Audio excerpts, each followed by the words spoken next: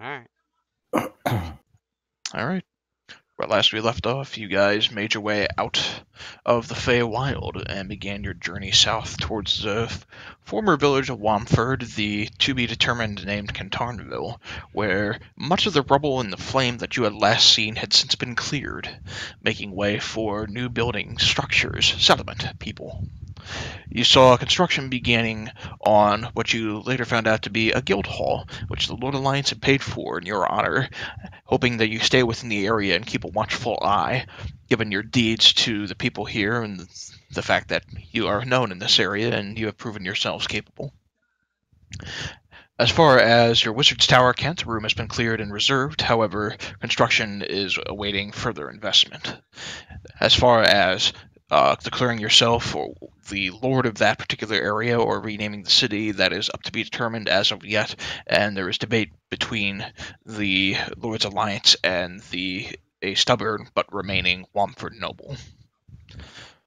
You continued on your way to Red Larch, where the quiet village seemed to be kind of in on itself towards the end of it, a particularly uneventful evening there, fortunately, which, when you met up with Sir Bradford, was happy to see.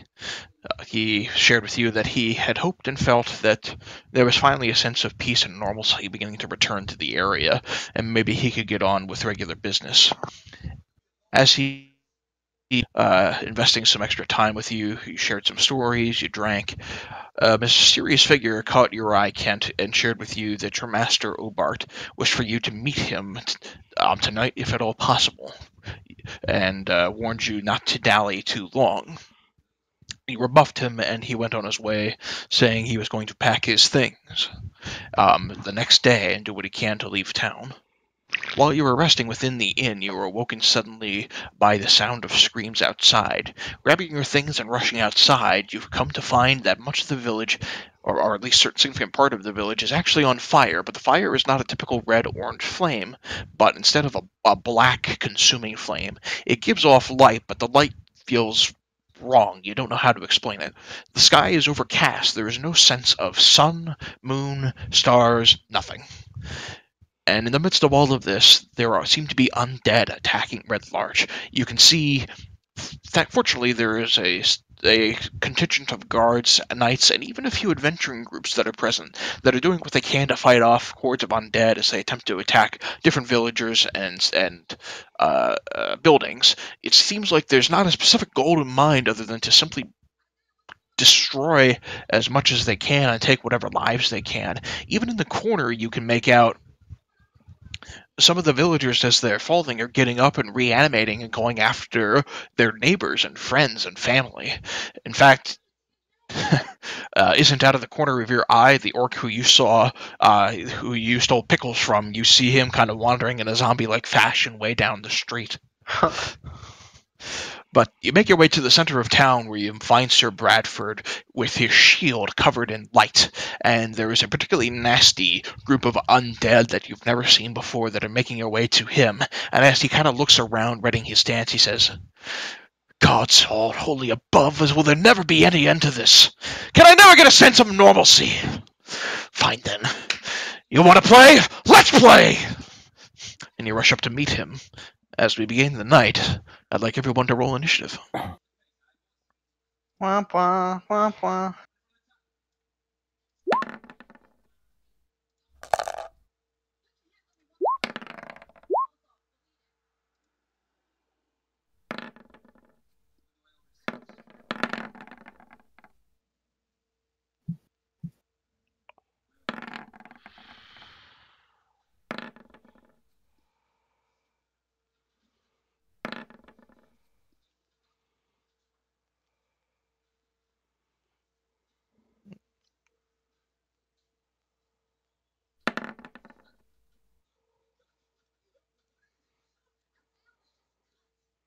And this guy.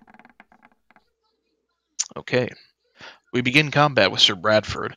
His sword aloft, he is going to present his holy symbol out, and he is going to begin by burning a channel divinity, which he doesn't have much of, in order to turn on the unholy.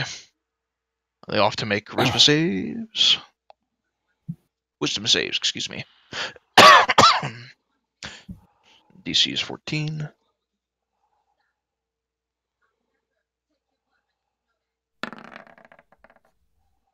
Oh, come on. That was sitting on 19. So he's turned.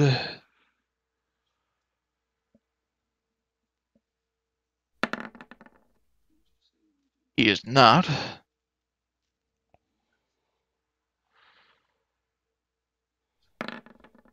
He is not.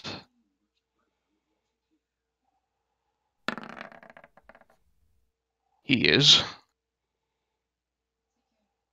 And finally, Hey. 1, 2, 3. Hey.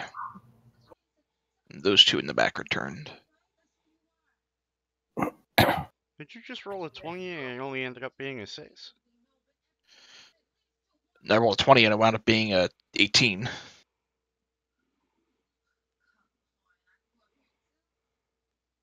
Okay, Alright. because that's the last roll that I saw from you. Right. Yeah, it's still going. I did all three of them rapidly at once, so. Okay. And then he did that as a bonus action. He is just going to stand where he is and to do what he can to begin to defend himself. Will, I've already rolled initiative for you. Kurt, you're up. So this guy in the middle looks different than the rest, I take it? They all said look pretty you did? different. Okay. Someone want to just quick recap me what's going on here? So you're in Red Larch. You were trying to go to sleep. You were woken by screams. You grabbed your stuff. You rushed outside.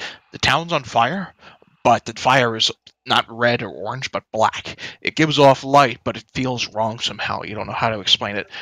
You can't see any stars or moon in the sky. No light to speak of aside from whatever odd, eerie light that these black flames are giving across the town. The town is under attack by the undead. There are guards and knights and even some adventuring groups that are kind of fighting them off. You've met Sir Bradford in the center of town here, and there's a particularly nasty set of undead that looks like they're attempting to swarm him. He's begun by casting Turn Undead, using his channel divinity, as he's a paladin, and a couple of them have been turned. Got it, thank you. Alright, Hunter's Mark in the center one. 22 does land.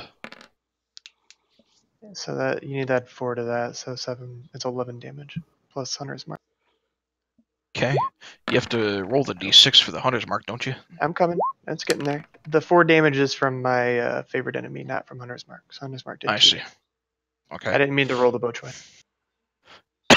So 4 from the favorite enemy, 2 from the Hunter's Mark.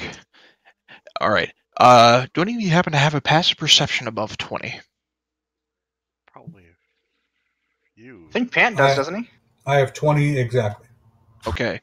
Well, you watch as Dr. Connors fires his arrow at this central undead creature who,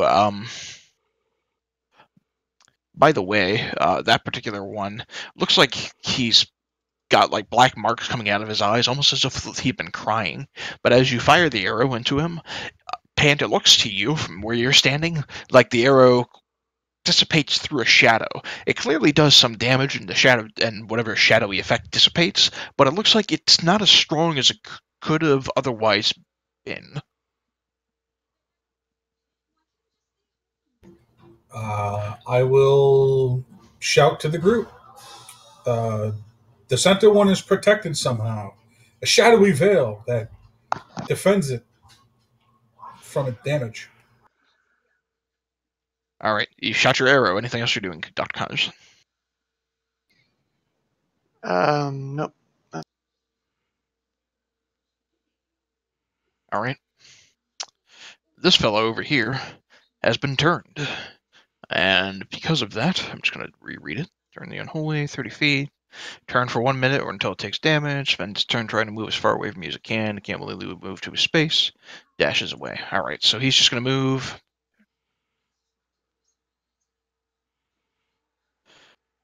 He's basically going to run off as much as he can. And because he's in an open area, he's got plenty of room to run. Run, bitch. And that's as far as he moves. Ta is up next. Cool.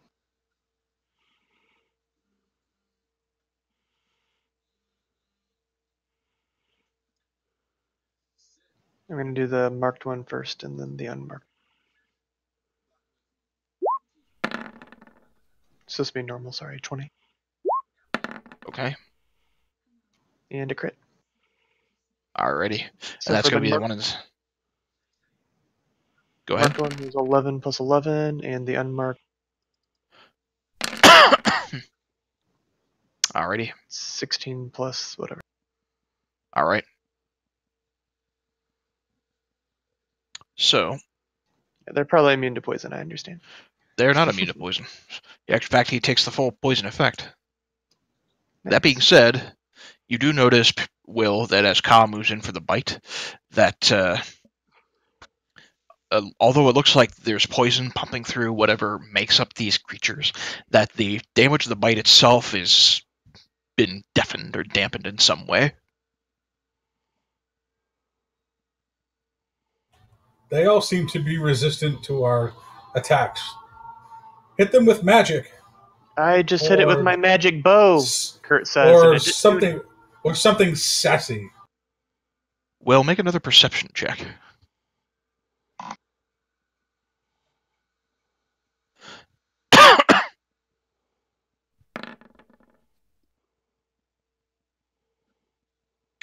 It looks to you like they're doing whatever they can to stay close to the black flames around the building.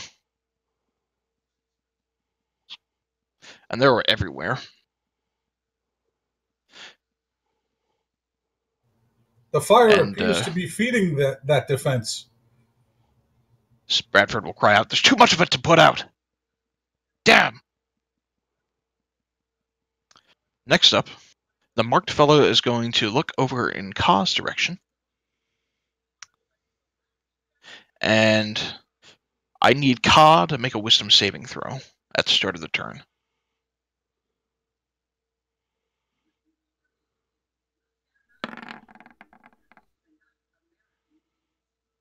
Alright.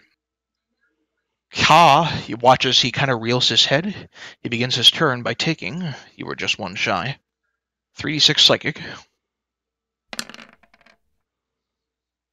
So 13 points on Ka, which I'll add there now, subtract. And then, that creature who you've marked has two hands, so to speak. One of them looks like a large spike of some kind.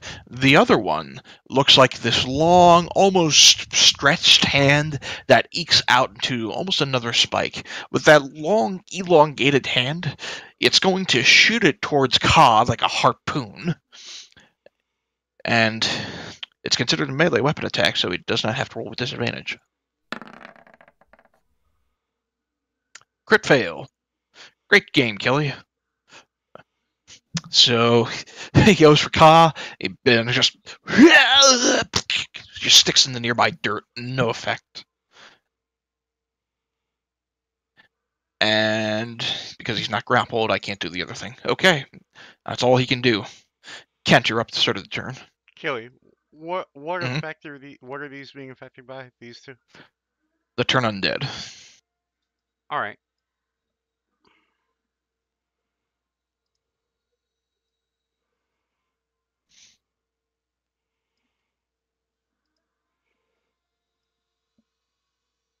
I'm going to move to there. Mm-hmm. I am going to cast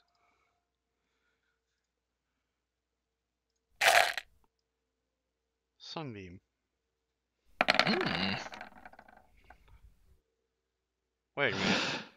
That can't be right. Is that right? Hang on. You rolled Oh, 4 wow. ones. Yeah, I guess it is right. And I'd like to have that line You just rolled abysmal. Okay. go right through them. Okay. Hang tight. 60-foot line.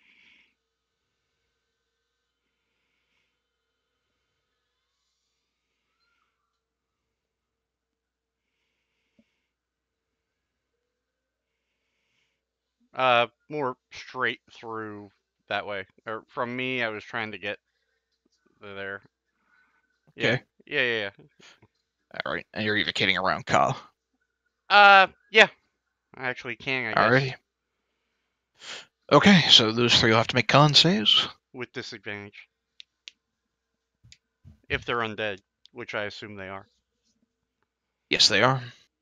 Well, you know what? They're actually well, the first one anyway is a monstrosity, not undead. So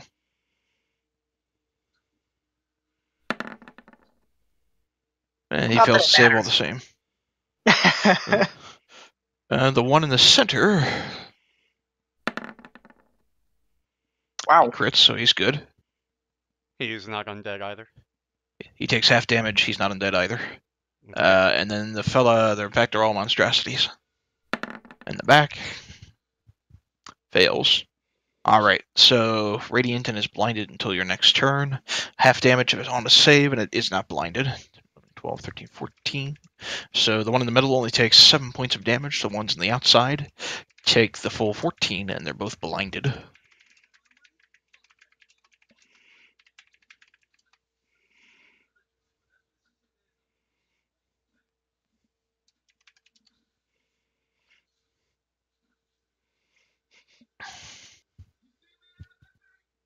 They're still being attacked by the undead. You thought these were undead. Part of you still thought they were undead. Gotcha. I'm just messing with you. I know. All right. I will say that as you shoot that brilliant beam of sun through these guys, you notice there was a natural recoil against it.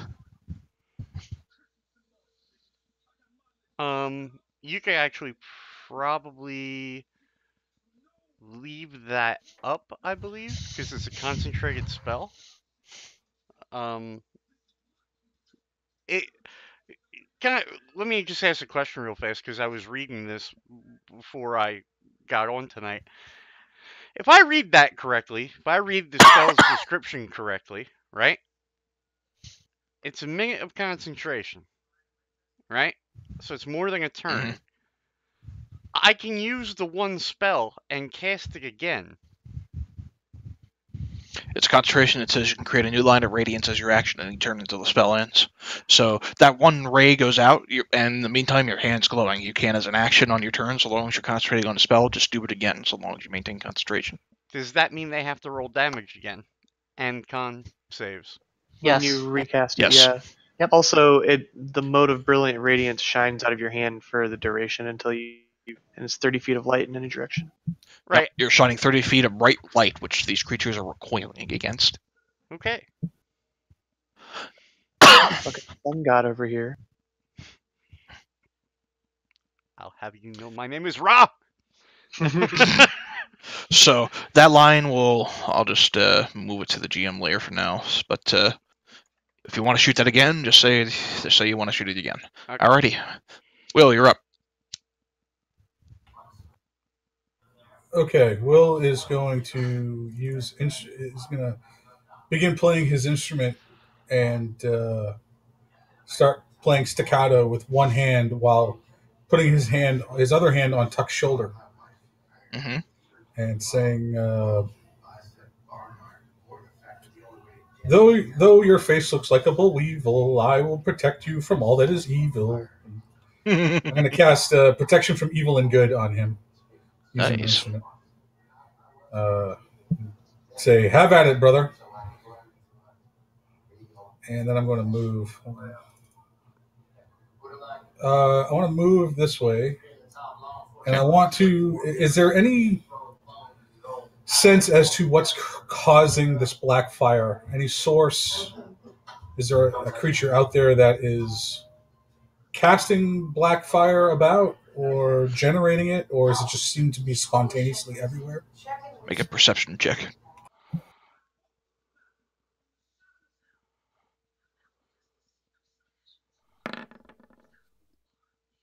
You don't know.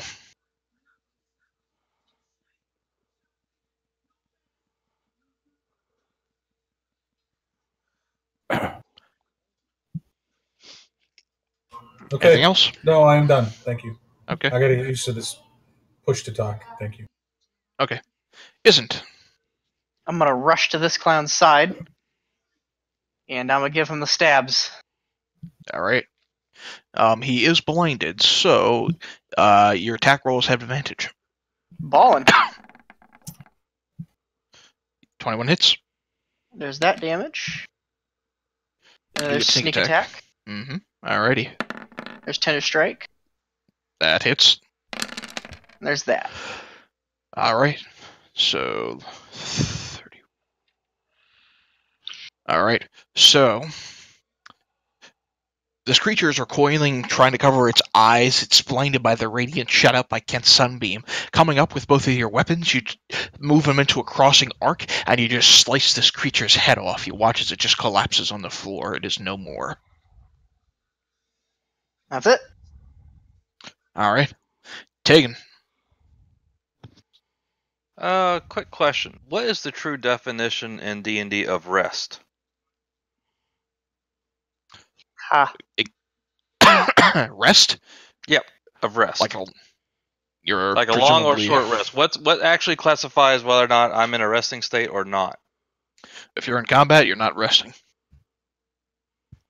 Okay. Just fair I'd ask. Had an idea, but you probably wouldn't allow it, so. Resting would be sitting down, eating food, taking a nap sort of thing. Okay.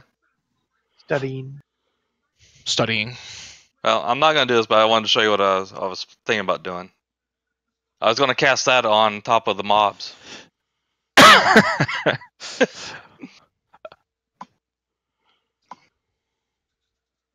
That was my idea anyway. Anyway, back to reality.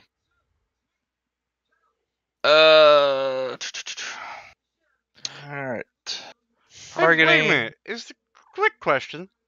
Is that Mhm. your fucking basically like my little hut spell? Yeah. Fucking +5 to perception checks when we're in that? Yeah. Mhm. But Then you always why cast do you let me cast the fucking hut? Because you cast it before I have a chance to say anything every all the time. I'll put the little Motherfucker, tiny hut that's up. 10 feet Casted it. wide. You could cast that thing over top. It'd be like a fucking double-decker goddamn... Never mind. Go ahead. Hey, I bet they'd still steal a dead body out of I try casting it, and you're like, no, leave his tiny hut. All right, well, I ain't gonna waste mine then. All right. Anyway, back to reality for a second. Uh-huh. Targeting this guy. Alrighty. Let's just go ahead and cast this. What the hell is that? Ice Storm. Oh. 20-foot radius.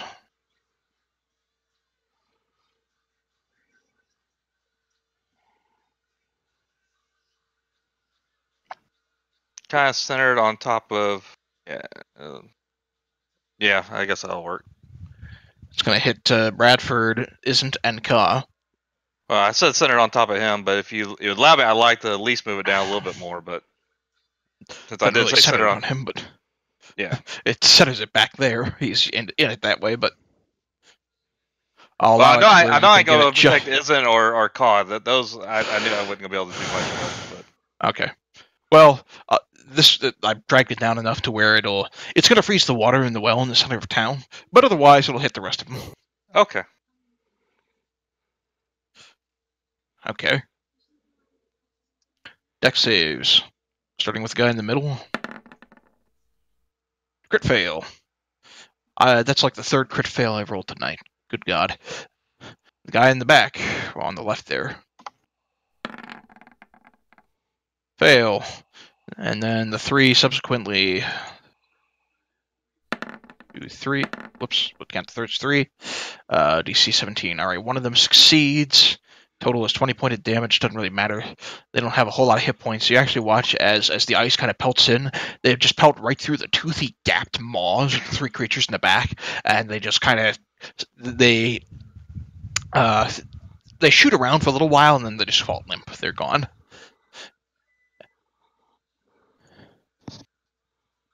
Okay, and then This guy on the left, by the way, looks pissed.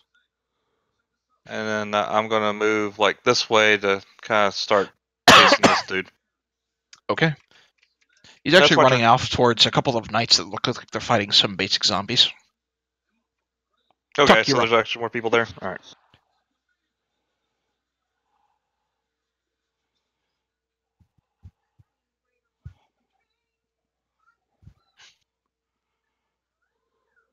Aaron? Yep. You're up. What you doing? Yep. I don't know yet. Let's go here. Okay.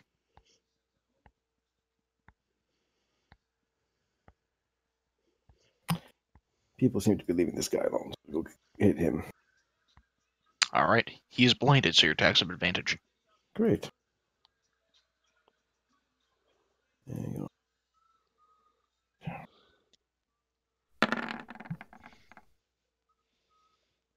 Actually, he has 2 heads, so I have to Roll for the other head.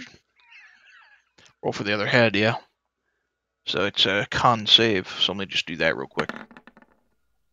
There's my crit, so he's not blinded. Half of him is not blinded. Half of him is not blinded. It yells to the other one, "Watch out! It's So- coming in!" I'll compromise. I will roll a 1 with advantage. All right. Well, so I'll set that attack hits for what it's worth, so you can roll damage Yeah. on the attack with the staff. And it is just outside the brilliant light from Kent, so I'll say when your staff lands in, it'll do some damage, but it doesn't look like it does the full amount that you were otherwise hoping. 17 lands. Oh, I'm sorry, 17 does not land. This creature, who has 2 heads and his arms are hooks, basically raises his hooked hand and blocks your fist. Blocks the strike of the second strike of the staff, rather. And that one misses too. You punch it into the gut of this creature, and it's just like it bounces right off of flesh, like you're punching a punching bag. It looks unfazed.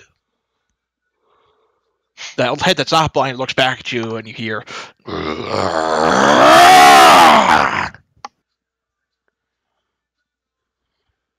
Anything else? No. Okay. It's the 2-headed guy's turn next. Looking back at you, it's going to take its 2 hooked hands, and it's going to attempt to attack you with one of them. 14 misses, I assume? Yep. 20. Second hand. Nope. All right. You raise both of your fists as he comes in with both hooks, and you just grab them and shove them back off to his sides. That fella's dead. At the top of the round is Sir Bradford. He's going to charge forward, sword in hand, with echoing a battle cry. He's going to charge right up next to that guy, and he is going to swing twice with his sword. Crit. And just for measure, he's going to burn a spell slot to make it a Divine Smite. So add an extra 48 on top of that.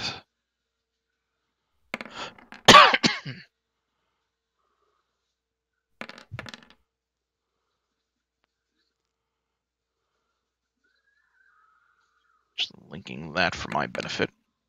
Shouldn't have an attack roll, but whatever. Oh, it rolled a damage there. That's good. Okay. Well, we'll count the 19 because that was the crit damage anyway. All right. So 7. And he is in range of you, I think, so he takes the full slashing damage.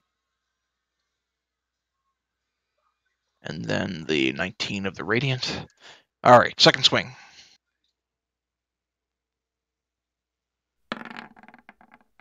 Also hits. For another 6 points. All right, he comes in with his sword, light blazing off of it. He slices in really, really hard to this creature. You hear echo out this mournful wail as his flesh is being kind of carved off of him. Kurt, you're up at the top of the round. I'm going to shoot that guy with my bow. Alrighty.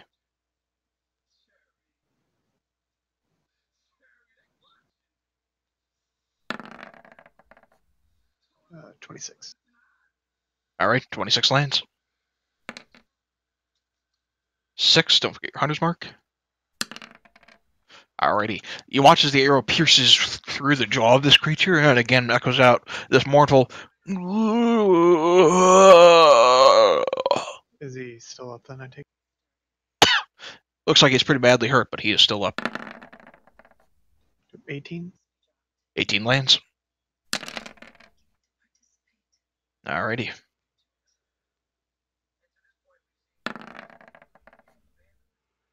Alright, resist the bulk of the poison, but it does take some of it. He's looking pretty badly hurt. That one. Alrighty. At the end of your turn, this guy's going to run off in the distance, only to be slashed at by one of the nearby knights. And it's going to spend its turn attacking that guard, and it's just going to take out that guard in one swing. So, and I'm going to say he's no longer frightened, and is going to begin making his way back on his next turn. Alright, Ka's up next. Kod's going to shuffle around.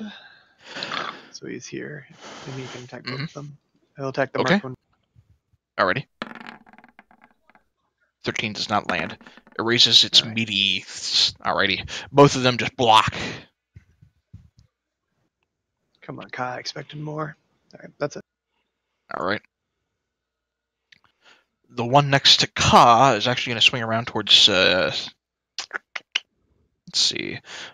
I'm going to say it's going to attack Sir Bradford, because he did some pretty nasty damage to him. It's going to attempt to attack him with his arm spike. Which does not land, which means he can't do his other thing, so that's all he can do. Kent, you're up. I'm going to move in position. Well, actually, I'm still in position to hit this again, aren't I? Can, yeah. Alright, so we're going to do that again. 1 second. And hope to not roll 4 ones. Well, you would think.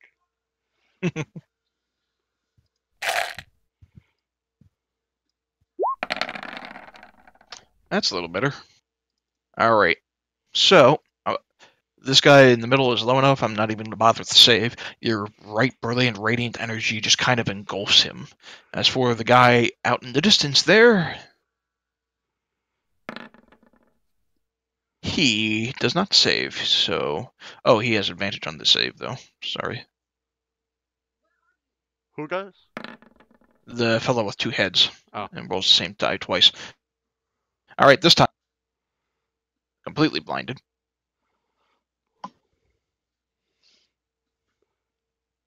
And he takes the full hit. Will, you're up next. Will's going to slide up to about here. And focusing on this dude, say, proving the negative that 2 heads are better than 1. Alrighty.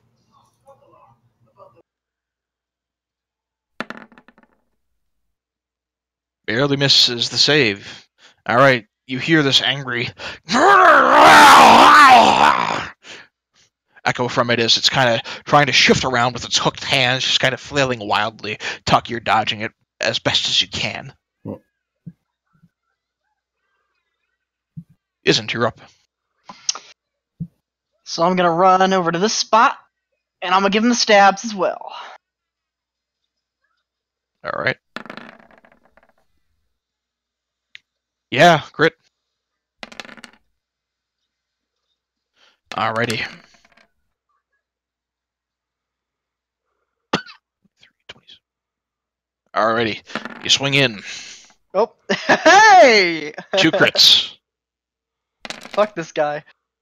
You watch as bits of black blood begin to spurt from this large gash that you cut into close to its throat. You think you cut an artery. Alright. It's cauterized a little bit by the fire damage, but it's bleeding. It's bleeding black, and it's flailing about wildly. Tegan, you're up at the top of the turn. Alright, what's wrong with Tuck? And I don't mean out of game, I mean actually in game. Yeah, He has protection on him. He's got a chalice on his head. He's got protection from evil and good. Okay, that's actually a good thing, not something negative. Yep. Alright. Yep. Just making sure. Aberrations, Celestials, Elementals, Fae, Fiends, and Undead have disadvantage attacks against him. Fortunately, these guys have none of those things. Let's see. In that case, I think I calculated this right. Yep. I am going to move here. I'm going to shout Lumios, cast Shillelagh on my sword, And It recoils as at the light as your light sword begins to light up with this blazing I red am fire. going to hit him in the face with it. So I Okay. click the right one. 26 hits. Okay.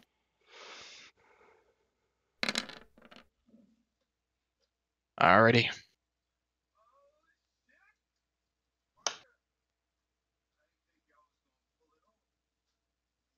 It recoils as you slice into it. All right. And I think that's good for my turn. Okay. Tuck, you're up. I will hit him again. Alrighty. He's blinded, so attack advantage on the Nope. attacks. Thought I had it on. I didn't.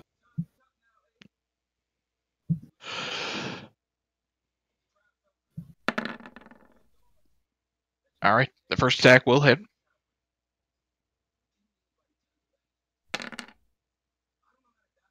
Alrighty.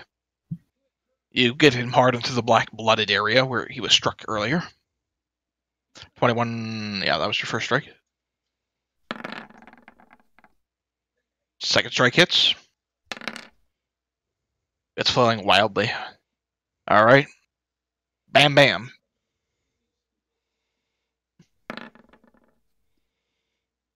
"17 barely misses. You try it again with the fist, and again, right in that center gut, it just bounces off.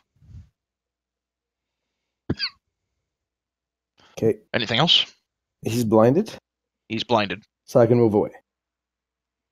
What's that? So I can move away without an attack of opportunity. He can make an attack of opportunity against you. It's just the attack roll with disadvantage because he can't see you.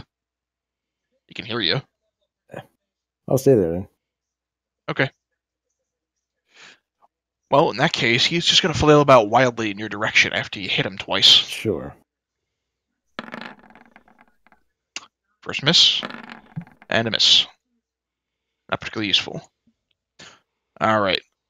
At the top of the round, Bradford's going to circle around, and taking his sword, he's going to give him the lumps. Miss. Oh, he's got advantage, my bad. 20 will hit. Excuse me. And yeah, that's good. Just do the first roll.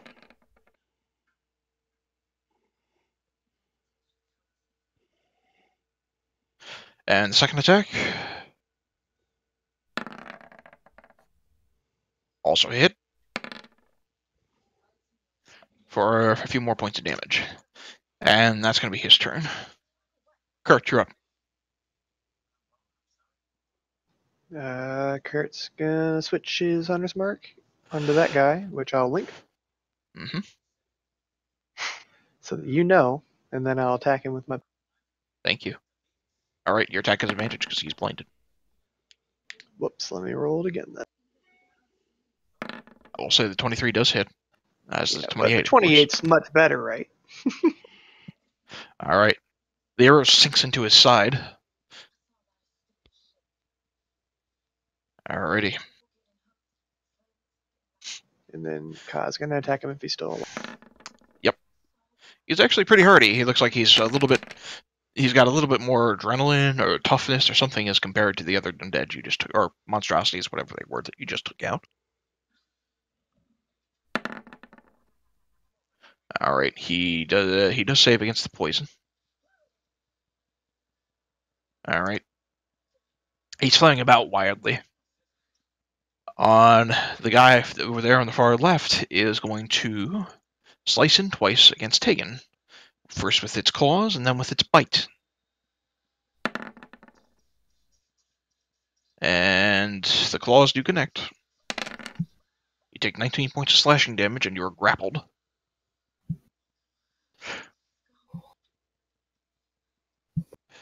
As he grasps you within his two webbed, almost clawed-like hands, one of them's webbed, one of them's clawed, he is going to take his large fangs and attempt to sink them into your neck. And 19 hits you as well, for 5 piercing and 17 necrotic, which I will subtract now. and this creature's got a hold of you and is bit into you. You feel life force practically being drained from you as it begins to sink its teeth in. Ka is up next. Ka's gonna bite him. All right. 24 lands. He does have advantage, so you can try to roll for a crit. No, sure, thank you. No dice. All right. And con save. He barely makes a save. Alrighty. That's Ka's turn.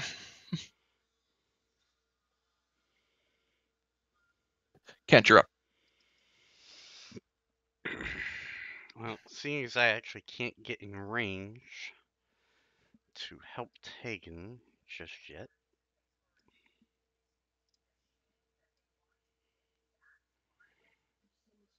I'm going to close to there. And we're sunbeaming directly across from me. Okay.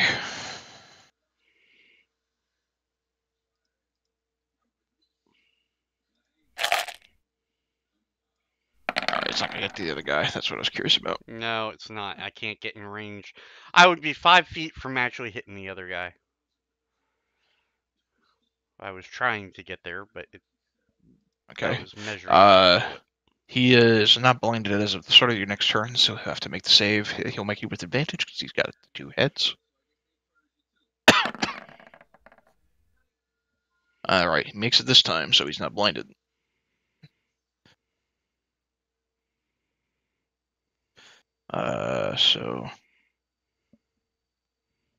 So he takes 16 points of damage as the sunbeam kind of crackles down on top of him.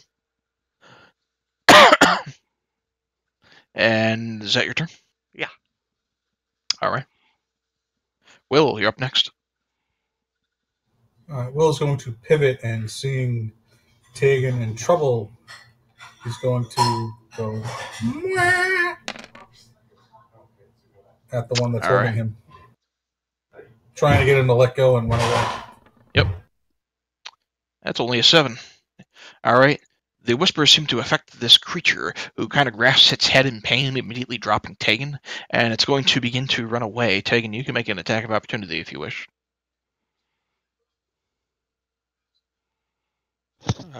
I will gladly do that.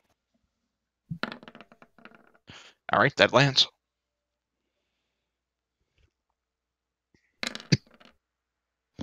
Alright, you get one slice into him, you watch as the fire kind of sears off a bit of his horrid flesh as he begins to kind of run off into the distance. And for the sake of argument, I'll say he just kind of runs off. That's all for Will. Fear. Will's going to stay in place. Alrighty. Isn't you're up next? Oh, you know what time it is. Oh, I didn't even do the advantage. I don't think you know what time it is. Well, we're going to count the 11. The 11 does not land. Yep, I didn't mean to do that. That is Thunder Strike. Mm-hmm. Alrighty. 25 does land. Alrighty. It flails about wildly, and it's getting ready to just kind of unleash. It's not happy. Tegan, you're up. So the guy I was just attacking, he is completely gone. He's not within He's range. running off well away, and it looks like there's maybe another adventuring party that's kind of swirled up around him, ready to deal with him. So he's not within range of me, like, chasing him, is what you're saying, at this point. Not unless you absolutely want to go chasing after him. Yeah. Nah, not at the moment. Alright, so targeting him now, we're just going to hit him with Eldritch Blast. You've turned him from being an ad in your fight to being the big boss in another lower level adventuring party's fight. Sweet. Huh. Alright. 21 does hit. You watch as this golden beam of radiant energy shoots into him. Really force energy, but whatever. 21 still hits. All right, another 5 points. 11 does not. So you'll watch as the last beam just kind of shoots right underneath his armpit and dissipates behind him. The other two strike him right in the chest where he was cut open earlier, and he's swinging around trying to do what he can to protect himself with his two hooked hands. All right, Anything and then else? yep, real quickly, I'm gonna use. Let's see, my hit points. Yep. All right.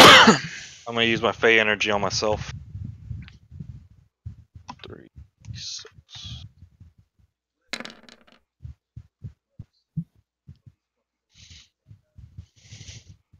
59, 3. Okay. All right. Yep. Alrighty. That's all. I'm good. Tuck, you're up. I hit him again. Oh, is he still blinded? I'm sorry, what?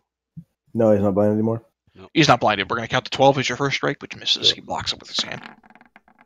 Block. 2 strikes with the staff. He just raises both of his hooked hands. 27 does land.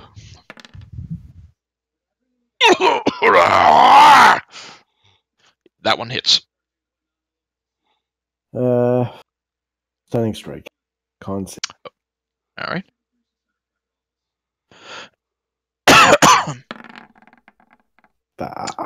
Yep. All right.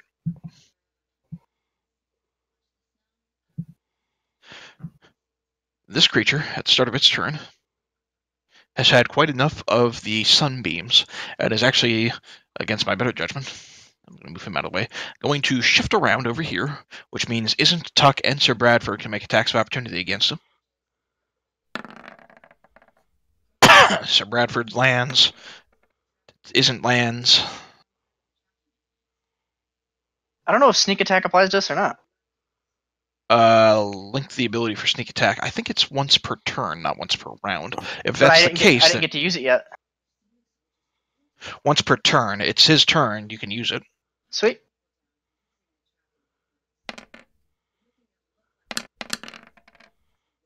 All right, 34 points into him as he runs off. Tuck, you make an attack of opportunity against him?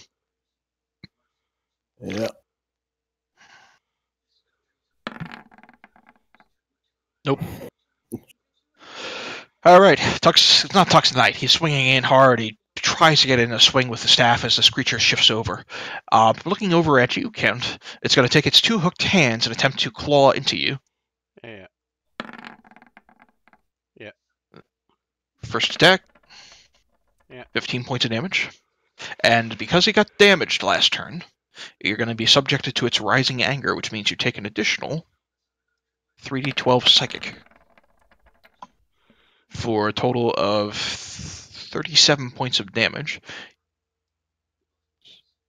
What's that, 53? No, 43. 22 plus 15 is 32, 37. 37 divided by 2 rounded down.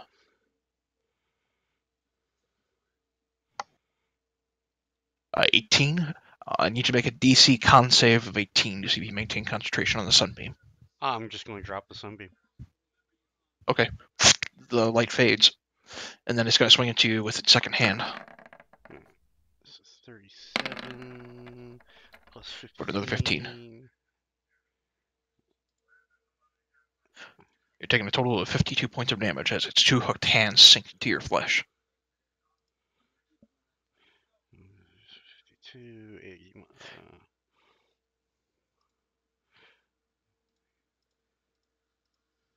28. Okay. All right. From behind all of you, you hear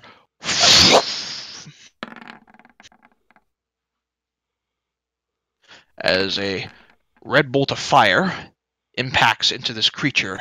He kind of catches himself alight and then just drops. You turn around to see Obark standing there.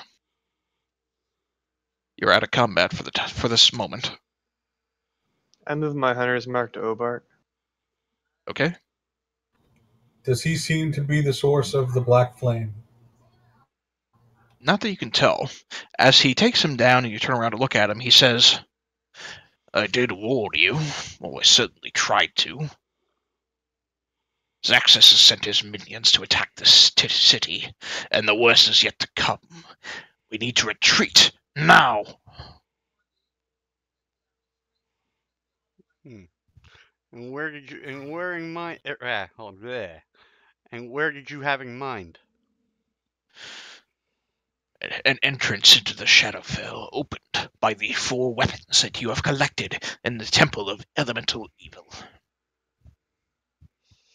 There you can face Zaxus and destroy him once and for all. Gladly, but there'll be no retreat while this town is still in danger. I assume they're still rampaging undead about? They're still rampaging dead about. And Obark says, "If you're not careful, Will..." And then, before he finishes, you hear...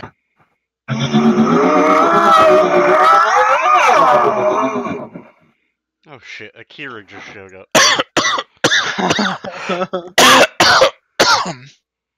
And you see this large mass of shadow descending down from the sky. It's as large as the trunk of a tree. Its head is shaking erratically, and it is just floating down, causing this blanket of shadow to kind of descend upon the town. And it just floats down and down to the point where it's about 30 feet over all of you. And its head shaking erratically. And it looks down in your direction and begins to reach out a shadowed claw. I need you to roll initiative against what is perhaps one of the most deadly creatures I've ever thrown at you. Cool. Killy, quick question to ask you before we continue. And this is going to basically determine what my next move will be. And we spoke to Elminster. Elminster said the maker of the staff would have been Obark. He didn't leave it vague. Well, the vision you saw suggested... Right. Suggested that in order to destroy the staff, you would have to kill its creator, which seemed to be Obark, according to the vision.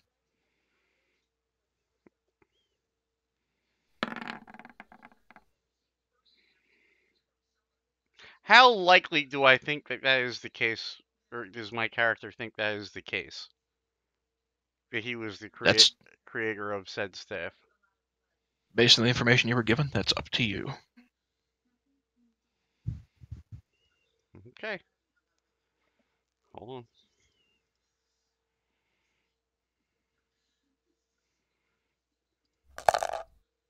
Isn't. At the start of your turn, I need you to make a Constitution saving throw. Okay. Unfortunately, the DC to beat is 21. You take, at the start of your turn, 14 necrotic damage against the overwhelming negative aura emitted by this creature. Well, I don't much appreciate that, I'm going to be honest. Crit save. Unfortunately, the save was 21. I have no con. Okay, so first thing I'm going to do is I'm going to give him the Mariner's Revenge vow. He is flying 30 feet above you. I know, but I'm going to fucking tell him he's a bitch, and I'm going to make him pissed. All right. And then I'm going to shoot my short bow at him with advantage. Go for it. That's probably a no-go. 17 actually lands. He does not have a particularly high armor class. Cool. That being said, he is resistant to non-magical attacks, and that bow is not magical. The arrow neither is the arrow that is fired from it. You watch as the arrow kind of pierces through the side. It looks like it causes a little bit of damage, but it otherwise has a fairly little effect. And I'll end my turn there. Okay. Sir Bradford, looking up in genuine horror at this creature, is... I don't know that he has a whole lot available to him.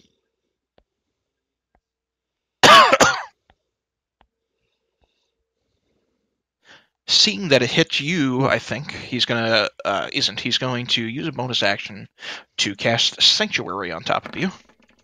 So any attack he makes against you, you'll have to make a Wisdom save. Ball in. I don't think I rolled initiative earlier. I clicked on it, but Yeah, mine is actually in the next round. I don't know why. yeah. Weird. Yeah, I thought it All rolled, right. and I started looking, and you couldn't see my name. Okay, well, I'll have Sir Bradford do the rest It's of his fine. turn. After he hits you with that, he's just going to back up a little bit. Taking out his crossbow, he's going to attempt to fire up at the creature as his main action. And I think he can fire twice, actually, as part of his multi-attack. Yeah, and say he can't. All right. So you're going to fire twice at him. Both attacks are going to land. 0 piercing? Oh, because of a -1 modifier. Okay, cool. 1 point of damage to that creature. All right. Tuck, go ahead and go then. This creature is flying 30 feet above all of you. And actually, and I forgot to do this with Sir Bradford. Oh. Yeah, and I actually need you to start your turn. I got to do this with Sir Bradford as well because I forgot to start your turn by making con saves. What's this dude's name again? You don't know. You're talking. This isn't the guy. This isn't the guy that. All right, never mind. I thought this was the. If you're talking about that guy, that's Obark. That's Kent's master. If you're talking about this big scary dude floating on top of all of you, you have no idea what that is. No. I thought he mentioned he named somebody, and I'm trying to remember what the name was. Like who we have to stop. Zaxxas. This is not Zaxxas, is what you're saying. This is not Zaxxas. Okay. Oh, that's different. Okay. Or at least he just says this is something really, really dangerous and suggests that you should have retreated. Which you didn't. And actually, Tuck, because you have protection from evil and good, not doesn't have any other effect. So you take at the start of your turn, Tuck, you take 15 points of necrotic damage as the overwhelming negative energy kind of almost knocks you to your feet. Okay.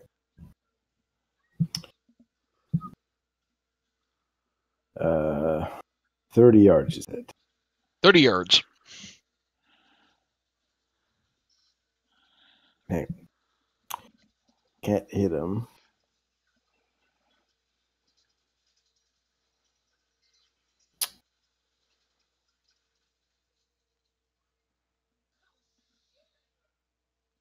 Not that one. And as he sunk down, by the way, he kind of came in at an angle, and you watched as a couple of people who were kind of fleeing in terror just evaporate and disappear.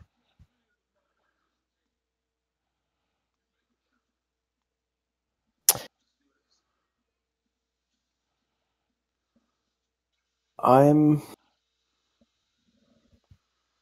going to shoot Agonizar's Scorcher straight up at him. Ooh. All right. It's a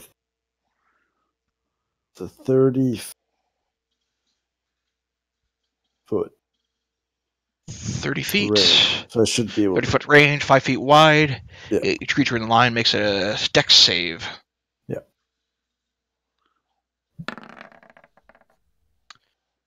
Which he fails, so he takes the full point. So you watch as this beam of fire shoots out and hits into this creature. And as it does, you watch as it just kind of goes against the shadow that makes up this being. It does damage, but it doesn't look like it does as much damage as you may have been hoping. Okay.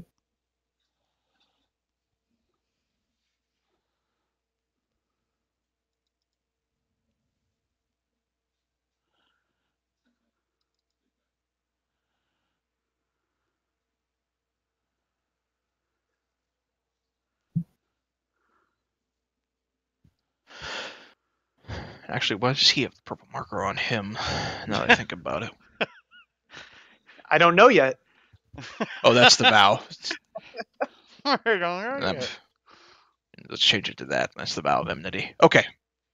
So yes, you shoot the fire from the gauntlet. You watch as it packs into this creature, and the fire just kind of spreads across its shadowy hide. It certainly looks like it does a little bit of damage, but maybe not as much as you were hoping.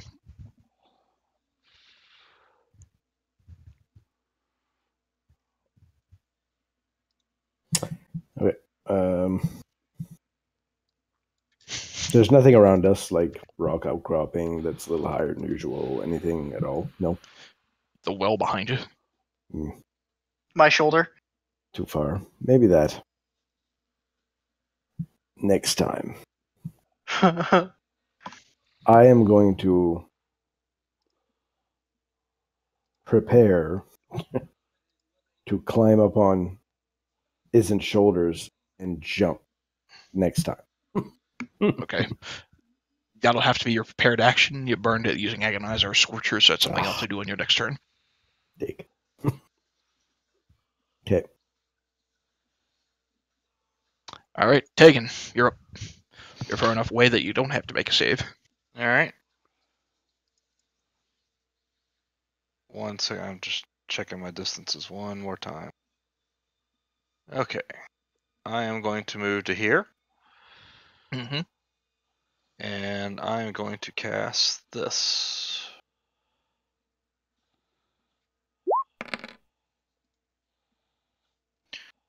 And target myself. And that 30-foot radius should be enough to get myself, Tuck, Isn't, Kent, the Snake, and Sir Bradford. All right. So all of you who are within that range, go ahead and gain 27 hit points. Sir Bradford's back to full. I'm back to full. Was that me? Was that the snake as well? I'm sorry. What range? The Snake as well, yes. Isn't your back to full? Yep. Kent, I don't think you're quite there. Plus 27. There you go. No, I almost got killed. So let's not split hairs. That's not going All to right. me all the way. All right. Tegan, you done then? Then I am going. Yeah, I'm done. All right. Kent, at the start of your turn, I need you to make a con save for me.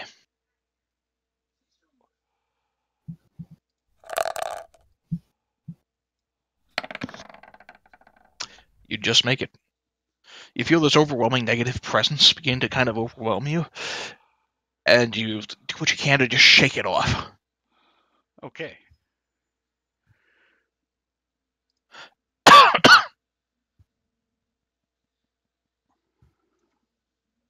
Let me make sure I got that right. Yeah.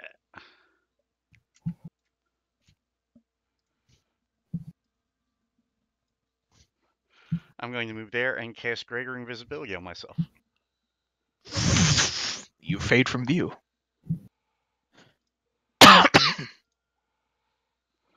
And that's all I'm going to do for right now. All right. Will, you're up.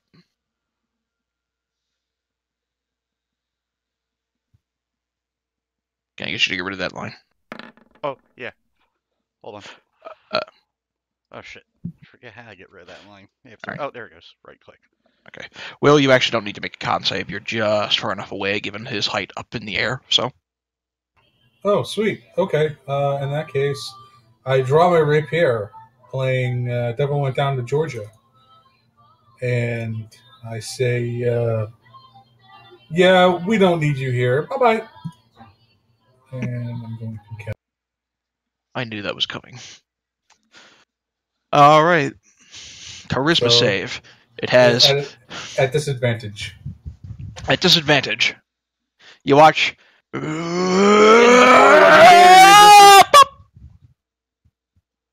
Nope. He just got banished. And just to put this in perspective, CR20, resistant to acid, cold, fire, lightning, thunder, as well as bludgeoning, piercing, and slashing from non-magical attacks.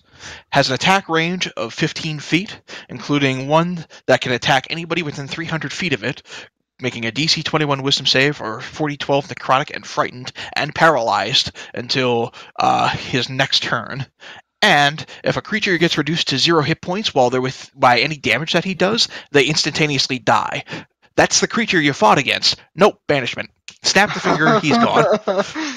Who's the bard that banishes all the bad motherfuckers? Will. Who's the bard that banishes all the motherfuckers? You're out of combat because he's focusing on the spell. Right. So Will turns to the old dude and goes, "You were saying?" Impressive trick, bard. If we're not careful, worse will come, including that. Again. And the only way to stop it, you're saying, is to stop this Jaxus. Flaxus, Waxus, Jaxus. Zaxus. Right. Jaxus. Waxus. If you'll follow me, I can lead you down into the portal.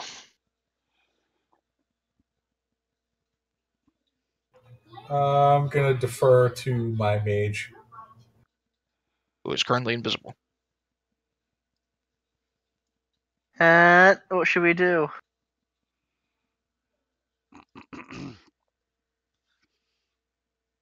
Kent's going to attempt to pop up right behind him and scare the living piss out of him. He turns around, looks at you, and has no reaction whatsoever. He says, the longer we tarry, the more deaths there will be. I'm going to hold up the staff to him or out to him and say, "You didn't make this?" Of course I made it. This staff is pure evil. It contains within it a fragment of Zaxus himself. It is the key that allows you to enter his lair.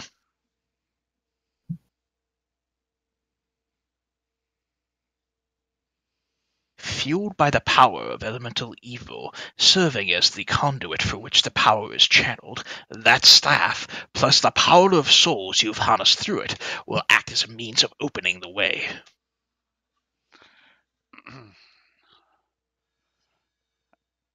Are you saying that there is no way to stop this threat without going through and dealing with a diminutive Zaxus, as it were? Not unless you wish to wander the realms of the Shadowfell for eternity, hoping to run into him. I will tell you this. We'll enter the Shadowfell. If you try to double-cross us, it will not go well for you. And whatever you may think of me, apprentice, he cut you off, know this. Everything that I have done has been to preserve life. You may not agree with my methods, but I have done nothing but do what I can to ensure that the realm of death and shadow does not eke its way into this mortal plane again. And to fight such a being, you should understand it. And you should know this. When this is over, there will be a reckoning. You cannot see his eyes under his cloak, but you swear they narrow.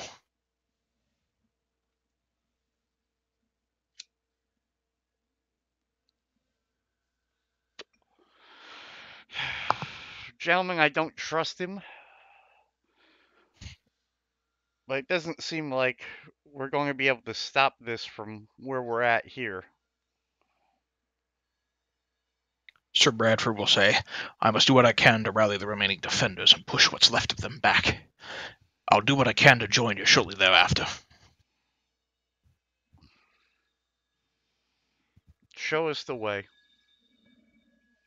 He will lead you over to the old wagon works and open up a passageway leading into a cellar. Within the cellar is a stairwell hidden underneath an old rug, and you descend downward.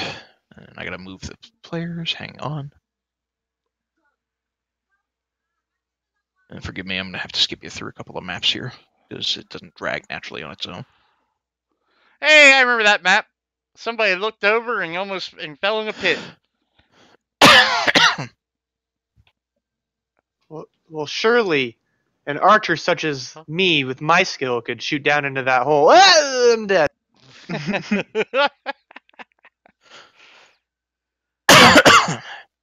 Hang tight just a second, boys. Take your time.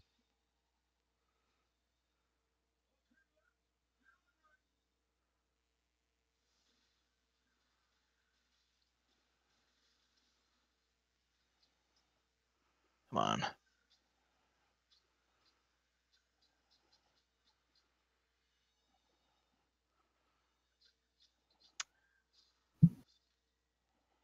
Sorry, bear with me. I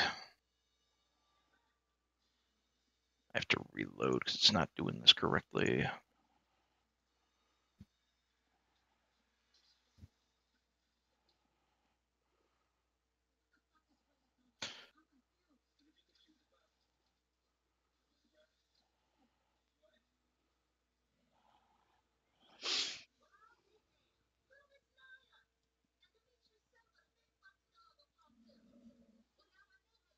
Come on.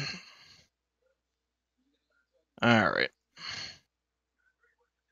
So, in the interest of time, you can move around this chamber if you kind of want to get a look around.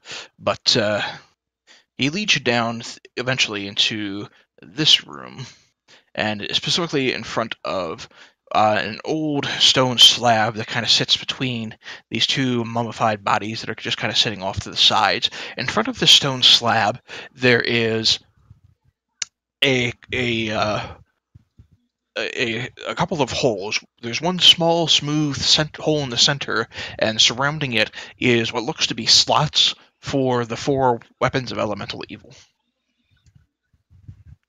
And Obark will say, placing the slots in will drain them of their power, only temporarily.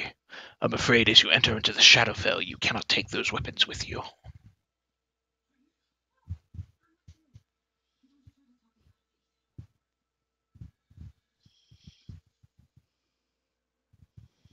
I tell Obark to go fuck himself. Those are mine.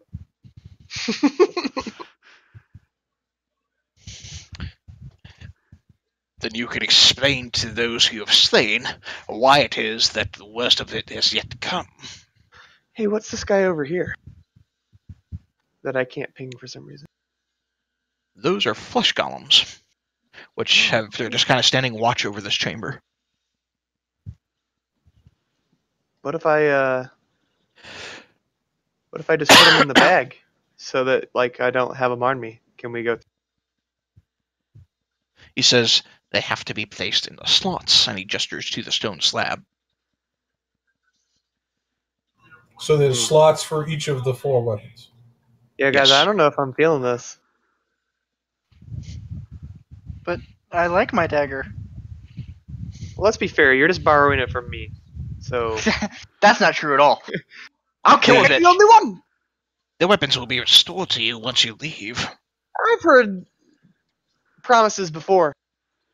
If I live in it's a the society of false promises, Greater men than okay? you. I don't believe you. as much as I dislike the idea of losing these items, if it's the only way forward, then let's do it. And Any one of these items, have it over if with. fell into the wrong hands, can make a bomb that wipes out a full city.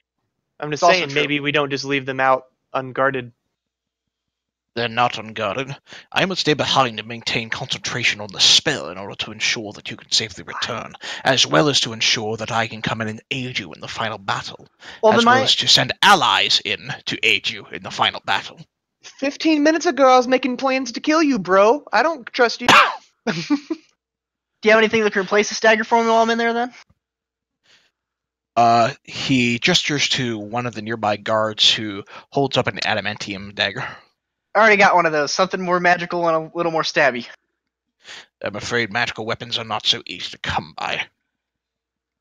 Perhaps your bard keeps some in that bag of his. Well, says well. let's see what I got. I got I got quite a bit here. I got not much in the way of weapons though. No, we've Wind Vane. We got to give up. Fire and Fury. Those are on my belt, and I'm gonna be using them if he's gonna make me give away my other stuff. I had those in the bag because you were using. I was going to put them in the bag, absolutely, but I have a curse that makes me reluctant to part with anything. All right, I'll mark it on my sheet then that you're still in possession of those. I will ask, does he have to have a dagger? No, it has to be something stabby. How about a trident? Slashy. Trident? I have a trident. I will hand him Dragon's Bane then. Will this work? That sounds kick-ass. I want to know what it is now. It is a +1 longsword. Whenever you attack a monster with a dragon type, it becomes a +3. You have advantage on saves against breath weapons from dragons. In addition, if a dragon is nearby, the rubies in the hilt glow. The sword is warm to your touch as you grab it, and it looks like it's made from dragon bone. The hilt looks like it's made from dragon skin. That'll do, donkey. So I will loan him Dragon's Bane. And I will remind him, this is just a loan until we get back. Understandable. Alright, where's this thing I'm supposed to put these weapons on, since we're going It's a stone slab. Like the final season of Yu-Gi-Oh! You have to put all the Millennium items back to open the portal. I don't want to go to Tinder Strike, though, god damn it. Yeah, well, kiss it goodbye, because you'll never see it again. A longsword is 1d6, right? Wind Vane, Tinder Strike, Yes, or 1d8 if you're using two hands. It's Wind Vane, Tinder Strike, Drown, and what was the fourth? The war pick, Iron Fang. Is it? Iron Fang. I'm sorry, longsword is 1d8 slashing or 1d10 if you're using two hands. It's not finesse, is it? No. Never mind. I don't want it. Alright, I'll put it back in my backpack then. I don't have any strength. Do you want... I have one that does fire damage, or one that allows you to attack twice. Attack twice, please. I'll hand you the fire damage one. God damn it. You shoot a fucking bow, you pansy.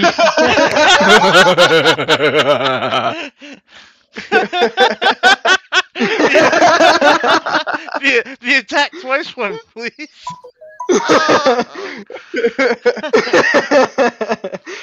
Whatever, that's fine. No, I'll hand you fear. I don't remember all the specificities, but you can go into items and it's under Fury. I'll keep Fire and Frostband. So, I gotta confirm this because I don't think we've been using it as much. They're +1 short swords. They have 6 charges apiece. You can recover 1d4 charges at the end of a long rest. You spend a bonus action to activate following a tribute. For fire, all your attacks with fire do an additional 1d6 fire if you activate the charge. And that charge lasts for until the end of combat, generally speaking. For Fury, if you activate the charge, you can attack with Fury as an additional action. Trying to find it really quick. A quick question. It's listed under Fire and Fury. Oh, there it is. Quick question. And this is just a question from the nice DM that's what do you call it? Well, normally these items would require attunement. Mm-hmm. I don't suspect that you would allow us to really sit here for 8 hours. I think it only takes an hour, right? It only takes an hour. And for the sake of argument, the course of the travel and how it's going to affect the time will allow you to instantaneously attune to the items. That because was my plot. question. Because plot. I like that. That was my question. I'm attuning to my dragon headpiece. I will still be using that as an offhand item, but I won't be able to use the fire damage on it. Yeah? I'm sorry, you're attuning to what now? I have a dragon headpiece I'm wearing but not attuned to. I'll be attuning to that. Oh, the Dragon hide helmet? Yeah. The dragon hide helmet. Okay. Cool. So I'm now attuned to Frostbrand, Bow of the Wilds, and my. Okay. So your AC goes up by 1, and you cannot be crit by cold attacks. I'm sorry, Frostbrand, Bow of the Wild, and Dragonhide helmet. Dragonhide. Oh, the helmet again. Okay. Yes, sir. Okay. And Iron Fang, you're giving up. Yeah, I sat Iron Fang down as well as Windbane and Draft. So, is this what type of swords is this you gave me, Miles? It's a short sword. Short sword. Short It sword. has finesse, I believe. Let me check. It's finesse light and has 6 charges. I wrote down. 1d6. Okay. Dumb question while we're sitting here. Mhm. Look, there's a plethora of magic shit that we have that we don't use on hardly any occasion. I'm thinking there's stuff like, didn't somebody get like the bag of like weird shit or whatever the fuck it is that you can throw it out? Draconis has it. Okay, Bag of tricks. okay, And that's not an attuned item, so. right, okay. Just throwing it out there because we don't know what we're running into, and maybe use all our options. Yeah, we have like I said, we have a ton of stuff in the bag, and we're just holding on to. I mean, some of the stuff we got back in our first adventure, like we still have that tree feather token, the Eternal Flame Candle. A lot of the stuff is just utility. Eternal Flame Candle, the Cowhide Gem Satchel that polishes the gems. We have the sickly cat figurine that Garen had. Still has that Onyx cat figurine. Yep, the electric boomerang. Still have that. That's awesome. Wait, Love that. there's an electric boomerang? Yeah, Tuck has it. What? Never uses it, but he has it. We have I do? I electric boomerang. I have it right here. Yeah, we get that a while ago. What the fuck is I an have a- electric boomerang? do. I have a jug and a blast fire gauntlet. What the fuck's electric boomerang? No, You got it off of Air Cultist a long time ago. Yep, that's right. I don't even see that in the list of shit. Yeah. Dude, I know. I have all the shit. You should see my spreadsheet. It's ridiculous. I probably have to pull up the electric boomerang detail. Hang on. Air Cultist boomerang. Storm boomerang, that's it. Is it not revealed? Oh, well, son of a gun. Not in this thing. Hang on. We have 19 scrolls, 21 potions. We probably don't have as many scrolls as you think we do. There's a boomerang. No, we've got a ton of scrolls, dude. I've got them all here. We've used They're spread out. No, I know we've used some, but I've been marking them down. Kurt has scrolls, protection from potion, bark skin, alarm.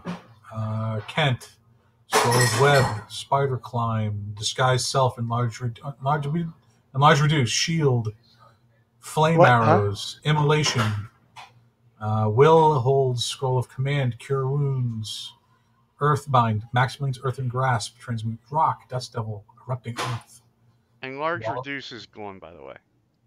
When did we use that? I thought we went to use it, but then backed off using it. No, it was used. Well, actually, did we use it? No, No, I don't think you did. you I don't weren't. believe we did. No, you weren't there. But isn't basically reverse time. So I don't know. Oh, that's true. I guess we. Oh, that's right. I deleted. No, now you're right. I remember that episode. I had deleted an item or two and then had to put them back. Who else has scrolls? No, that's all the scrolls. An assortment of potions, including fire breath, fire resistance, invulnerability, water breathing, invisibility, healing, several healing potions, potion of diminution. Or did you use that? Which was the potion you jammed down the Phoenix's throat? You didn't have that. You didn't The have that aging in your potion, thing. basically. Or Hmm. potion of diminution is basically how we treated it, I think. All right. Tegan has one of those on him. Tuck has a potion of hill giant strength he has yet to use. I do, yes. Okay. Yeah, Fair but enough. Fair enough. I'm just. needless to say, I've got a long list of items Back here. up. I have a potion that is not healing. You have potion of diminution and 2 potions of healing. When the hell did I get that? I don't have dates next to them. I just show them. Sorry for the interlude here, Tilly. I'm just trying to get a little bit stuff straightened out. Because, if we're going to be fighting for our lives, probably a good idea to have an idea of what we have Yes. available to us. Spend an hour and gain time trying to determine what it is you guys need. Thereby tuning to it. As your very likely least effective combat party member, I often flip through the item list to see if there's anything applicable in any given situation. I guess, is there any additional armor you guys aren't wearing that I could wear? Funny you should ask. We have, what do we have here? +1 leather armor of swimming. That's better than my armor.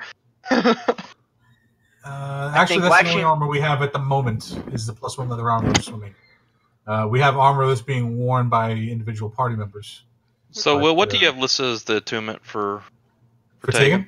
+1 shield of ale conjuration. Okay, I haven't had that in a while. The pure Hatewood staff and Wiggum's wand.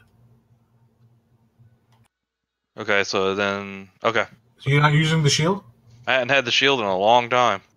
I don't know why I still have that. So what's your third item? That's why your AC was up by 1 before.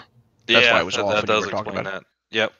So did you get rid of that, or is it in the bag? I'm pretty sure I handed it back to you in the bag because that staff that was two-handed. So that's when I gave up the shield. So what's your third item? The Hatewood staff. The Hatewood staff. Wiggum's wand. My flame tongue. Yeah. Which one? Flame tongue. Flame tongue. So you must have gotten that on a night that I wasn't around, because I don't even have that on my sheet. Yeah, he got that from a deck of many things draw. Yep. Ah, that's why. Okay, flame tongue. Got it. So I will ask. Then I will. Since we are able to attune to something, I'll ask for the ring of spell storing, please. That's fine. And I'm sorry. I will You're attune gonna to that. And what are you gonna give up? He's not. I haven't been wearing any. He would only have 2. That would be his third. Right. I am unattuning to my Hatewood staff. Oh, you are I'm just keeping unattuning my your flame staff. tongue. My flame tongue and Wiggum's wand are the 2 that I have.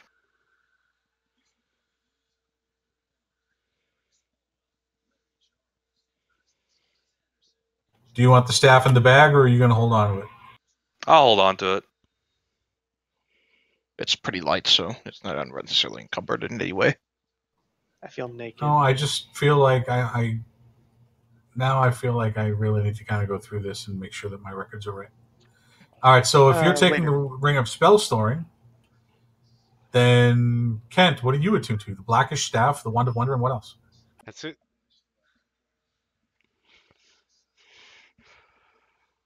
All right, then.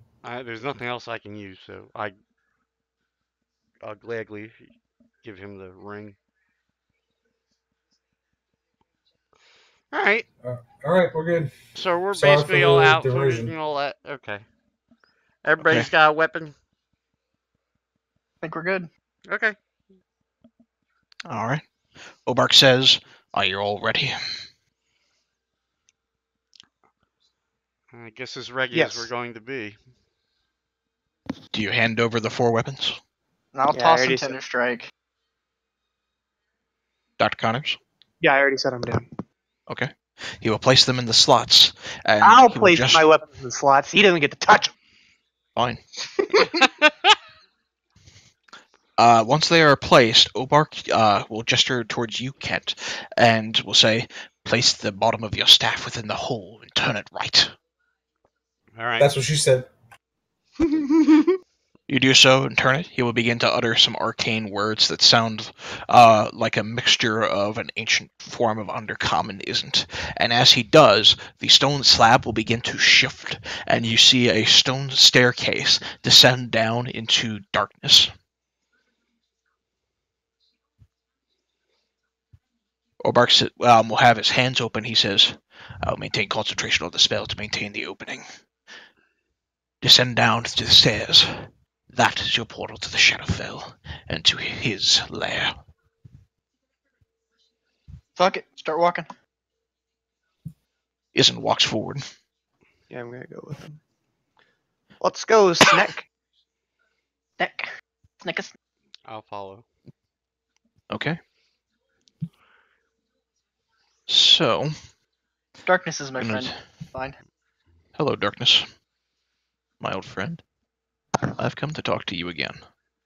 All right, you descend down the stairs. As you descend down the stairs, it's you get to points where the darkness is practically overwhelming, and eventually, as you step down, you find your way into a wall, it feels like, until as you're standing on this wall, there is a temporary flash of blue light that quietly, almost temporarily blinds you.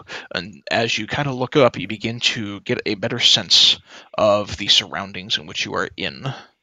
Give me just a second. This is a custom map that is made by me for the purposes of this. We're going to use old school reveal stuff instead of the advanced fog of war because I was too lazy to draw those lines. That's not it. That. All right. You enter into a room with two sets of double doors on both the southwest and the southeast entrances, respectively. Within this room, you watch as a blue circle underneath of you begins to kind of shimmer and fade. Looking around you, you can see the room itself is dimly lit, and on the back end of it, there are 4 statues of what appear to be angels. Their heads are buried in their hands as if they are weeping. I've seen this episode of Doctor Who. I was just too. thinking the same thing. But before Don't turn your eyes away from him. But before anything else happens, there is a wisp of shadowy energy that collects right in front of you, Will, that begins to form. And holding its scythe out and a finger pointed at you, it says, "Will Ferrell Beethoven, the hand of fate has not yet judged you." And a familiar avatar of death, which you banished earlier, forms in front of you. I need you to roll initiative. No, wait Well, a minute. fucking Wait a done. minute. Well, Long gone!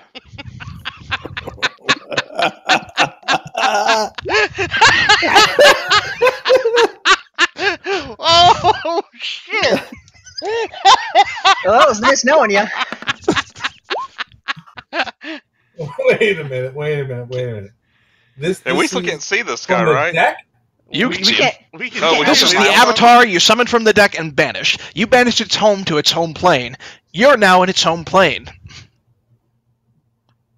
But the terms of the deck drawing were satisfied. I am no longer. Just because you banished because you banished it doesn't mean it disappeared.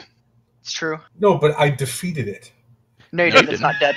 Yes, I thoroughly defeated it. The way the card is stated is that you have to kill it.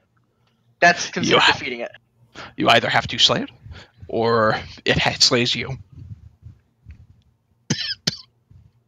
Ridiculous. Okay. All you did was put it off.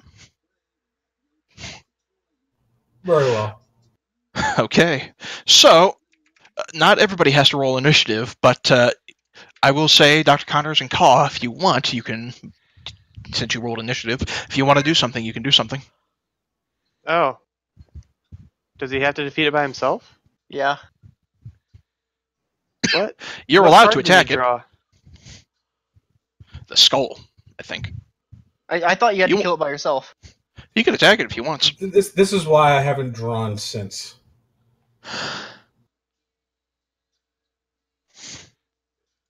How long have you been sitting on that Easter egg? 6 months. Holy shit!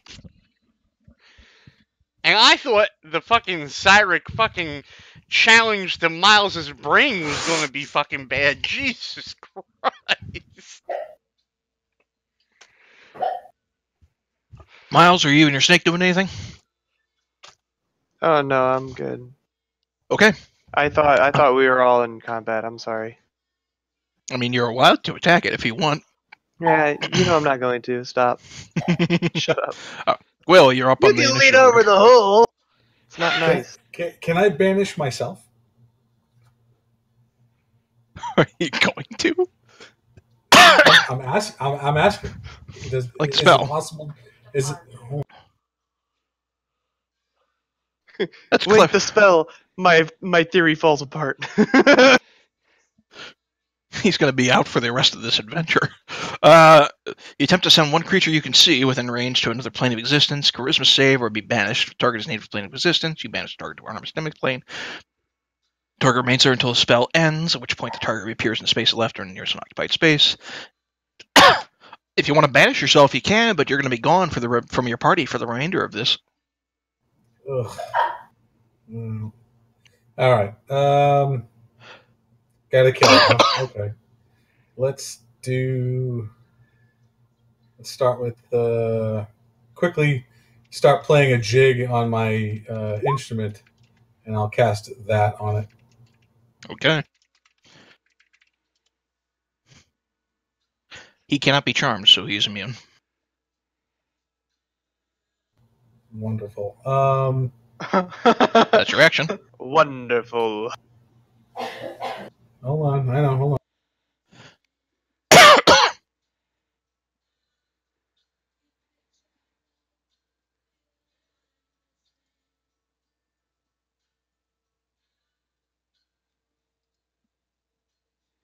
And of course, he materialized right in melee range, right? Mm-hmm. Yeah, of course. No, that's pretty much all I'm going to do for now because I'm not going to give him a free attack. Okay. He's going to spend his action sweeping his scythe through you, which automatically hits. You take 8 points of damage. You're up at the top of the round. Hold on.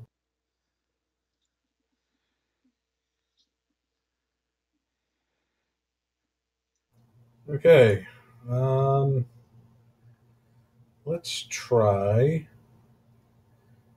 I'm going to unload the wand of magic missiles on him. Attaboy. Let's see. All 7. How many? Alrighty. So I Alrighty. have to roll a d20 to see if it explodes, but that's after. Sure. I mean, So- it won't explode. It'll just break. Sure. 74 plus 7.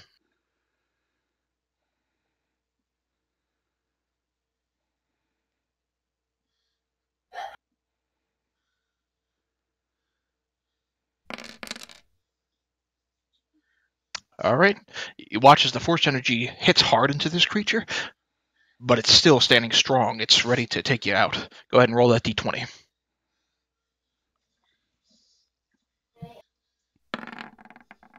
All right. The wand does not shatter, but you have burned its magic for now. Yeah, it's not. I don't have a lot of direct damage, so. All right. This is really probably the worst card I could have drawn. Good. All right.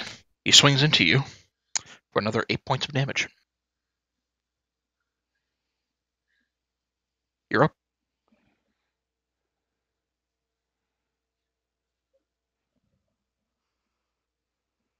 What's up, Justin? Yo, I just texted you, Miles. That's all. Sleepy McSleeperhead. Hey, was it Yeah. Thinking. Newborns do that to you. Was it you that had the kid? If so, congratulations. Yes, sir. Thank you. Yes, sir. Thank you, sir. Go ahead and log in whenever you want, Justin. Uno memento, please. Mm-hmm. His thing automatically hits, so increasing my defense isn't going to work. His scythe isn't metal. Funny enough, it looks like it's made out of shadow. Okay, that makes sense. I don't know. That was so funny. This is an unearthly, distantly planar character. Well, doesn't your sword give you advantage? Yeah, but my rapier is probably one of my least effective attacks. I So use why my do you have rapier it? more well because it is depending on the music that it plays. I get a variety of benefits. Advantage on deck saves. I can make the damage to be fire damage. I can give my opponents disadvantage on charisma saves, which is great for banishment. Um, plus, dude, I'm a bard. It's a singing sword. Come on. Well, you are able to heal yourself, and you are able Yeah, to attack with a weapon. I yeah. mean, No, I know. I'm just trying to. I'm trying to make sure I go through my big guns first before I start resolving to that. all right. Just please bear with me a moment. I'm sorry. Just trying to What's your help you out, buddy. What's your dex mod? Not bad. It's like plus 3. You can hit that bitch with that sword. No, I agree. It's very likely. Just again, I want to make sure that I'm not leaving anything out. Like you said, we have all these magical items, and now would be the time to pull something out that would really be useful. What are you I doing? bet it's the middle of combat. He all sets his bag down. Give me a second here. Pulls out one item. Wrong thing. Throws it over his shoulder. Grabs another item. Yeah, no, I know, Kill, you're being more than generous. I appreciate it. No, I will pull the rapier and Mhm. use.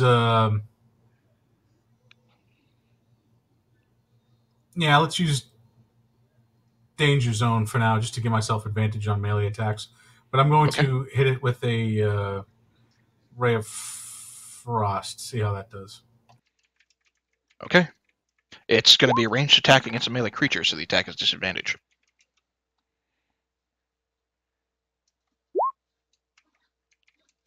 So 21 would hit, but roll again because you have disadvantage from the roll. No. He shifts around, and you watch the ray of frost goes right by him and impacts into the wall beyond. You know, I can remember when point blank attacks had increased chance to hit, not less. But okay. Not in this version. In this version, if you make a ranged attack against a creature engaged in melee combat, it is disadvantage. I'm going to bonus action cast Healing Word on myself. Okay. And All right. I'm going to cast it at 3rd level. Okay.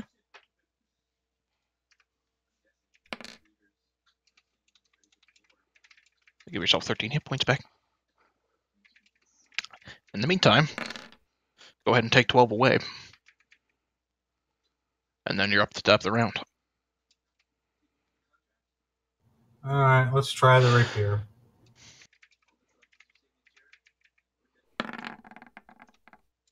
.23 lands. All right. You slice and you hear as part of the shadow begins to dissipate. It's still strong. Anything else? No, again, I'm not going to move and give him a free attack. Swing. 12 points of damage. So I'll subtract now. You're up. Shoot, what was I to start with? Because I got it, 49. Yeah, you're at 49 now. I'm subtracting it as it happens.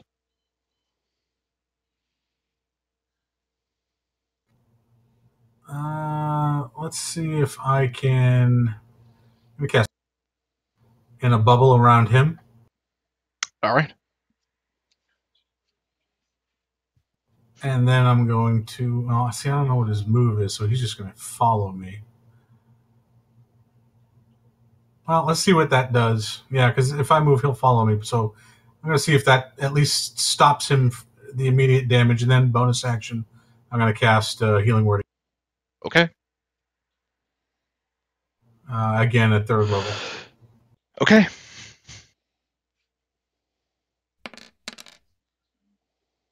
All right. 14 points of hit points. I'll just restore that to you now. Oops. Here we go. All right. On the avatar's turn, it's going to use its incorporeal movement to shift through your wall and just attack you. 12 points of damage. You're up at the start of the turn.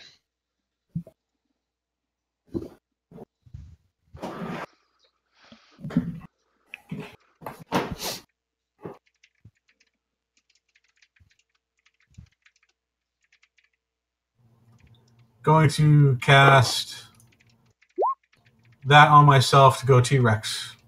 Okay. And Done. I will attack him. And that's my action, so I can't attack him. But I Can't will attack I will healing word again. This one level. Oh, you're gonna have Yeah. bonus action healing word. Yeah, you're gonna have to bonus action your healing word and then turn into a T-Rex. If you turn into a T-Rex, you're not gonna be able to cast spells. Your action gets replaced with whatever T-Rex has. Oh, all right. Let's do that then. Okay. I'll drag the T-Rex out because I had dragged it away before, and I'm gonna have to make sure you have access to that somewhere. Do you still have access to the character sheet for the T-Rex? Are you able to click and move that around? Let me see. Hold on.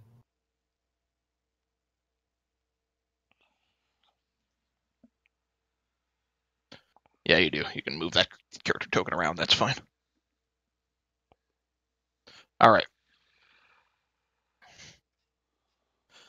Well, once you turn yourself to the T-Rex, then he's going to slice into you. The T-Rex form of you is going to take 12 points of damage, and you'll need to make a con save for the polymorph. DC's 10, so using the T-Rex's stat block, Constitution saving throw.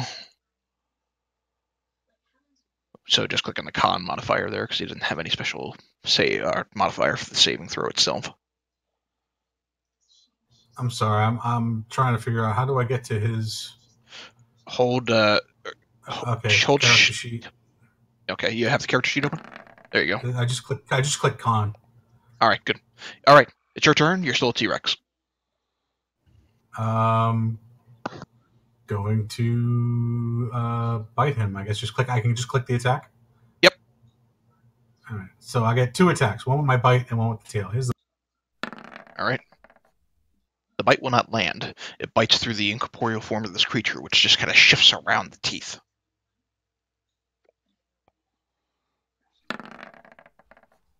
The tail does not land either. It shifts and moves like a shadow around your tail. All right. Slicing into you. For 6 points, you'll need to make another con save.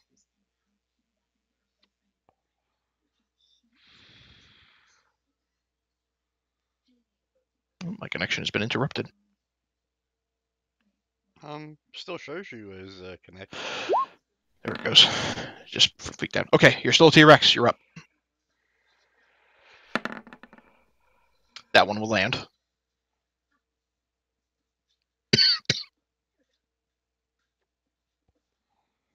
How do I roll damage? Click on the attack in the chat channel. Where it says attack. There you go. All right. You get around your teeth around the shadowy form of this creature and then close your mouth, and the shadow just kind of dissipates, and you open it up, and there's no more shadow left. You've defeated the creature. A small golf clap erupts from the crowd. You hear behind you, "Well done!" And all of you turn around and see Draxon has apparently appeared out of nowhere, and is now joined with the rest of you. A small red crosshair appears above his head as I cast Hunter's Mark on him. I released. I ready my sword. So I'm going to hold on to the polymorph. Okay.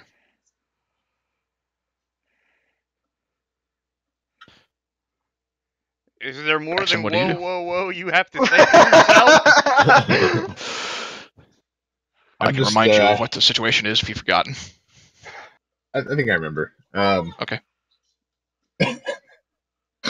Oh, sorry. You have 3 seconds to speak for yourself. So 3. I'm standing with my hands up, saying, "Whoa, guys, how you doing? How you doing? How you doing?" I give him the Jurassic Park Tyrannosaurus roar. The chamber echoes with his roar. I'm gonna kind of stand there and kind of in a submissive state, kind of like, whoa, what's all the hostility for? What's all the hostility for, guys? Unless you don't. I'm casting Shillelagh on my sword, saying luminous. Who's this jerk off? Unless you don't seem to recall the events that we last saw each other, someone skulked away from a fight stealing a magic item. He will share, and I'll say, put those words in your mouth.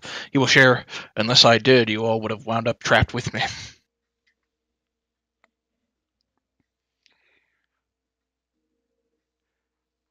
I'm going to say this collectively. Do we believe him?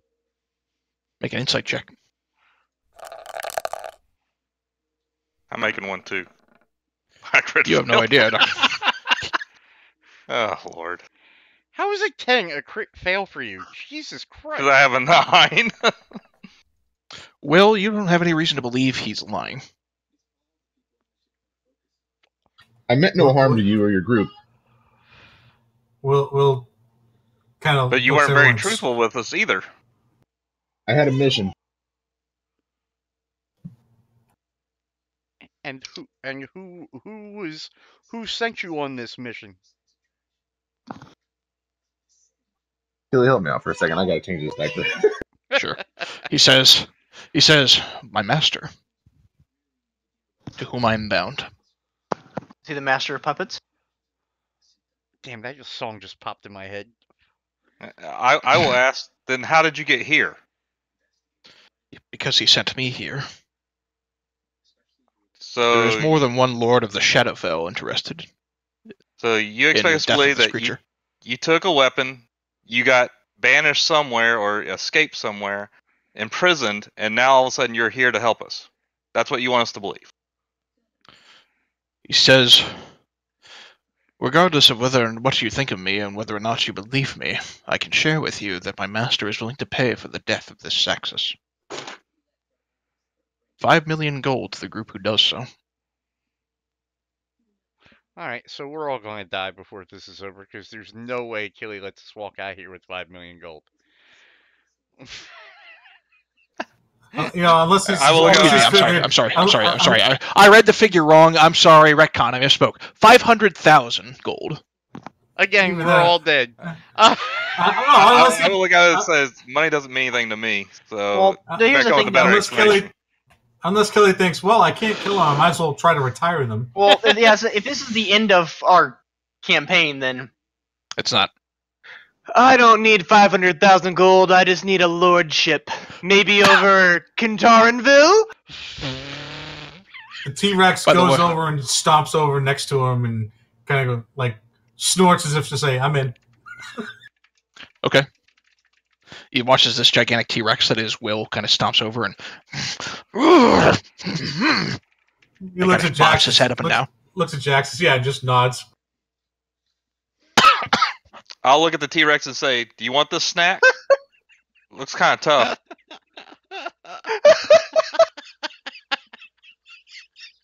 That really got me. That was pretty good. Okay, The second burning of fucking Womford. Womford dies before it even has a chance to grow again. Okay, sorry. And what assistance can you offer us? He says, aside from the payment, I can offer you my services as a paladin, of course.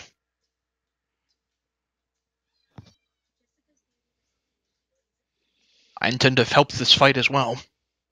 you're about as paladin as my friend here is a night elf. fuck is a night elf? Yeah, what the fuck is a night elf, Darky? This guy over here. He's a fucking drow. I'll slap you on the side of the head. Make it an arm strike. No. I will look at my party member, but I'm still ready to attack him. Okay, first off, who the hell is he? You guys haven't given me anything other than he took a magic item, he disappeared, and somehow he got imprisoned. Now he's He showed up in front of us and was headed the same way as us. So we're like, you can come with us. And then when we get there, he's like, "Oh, my compass is glowing." And then he took the compass and ran, and he was gone. Yeah, Was it a Hey, compass he that was a abandoned us locket? in the middle of a fight.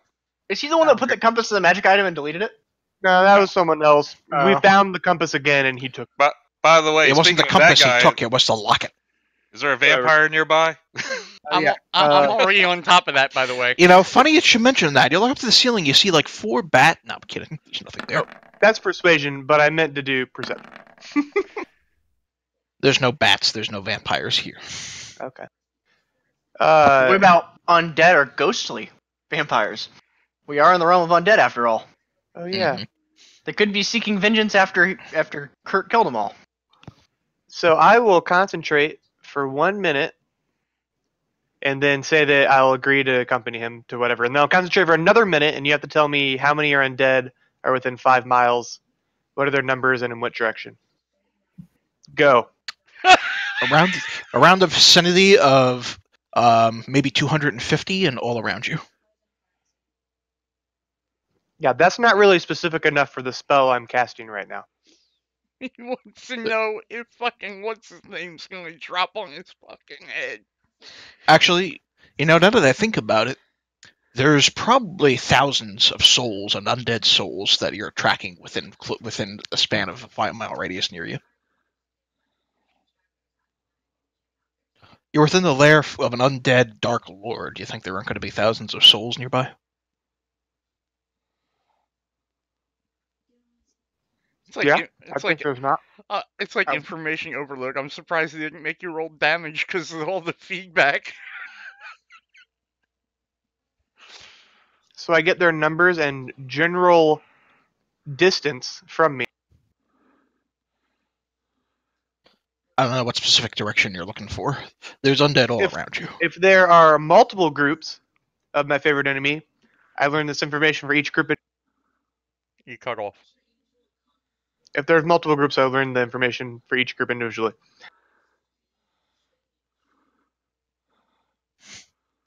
If What he I'm could saying slap is, you right now, I'm sure he could.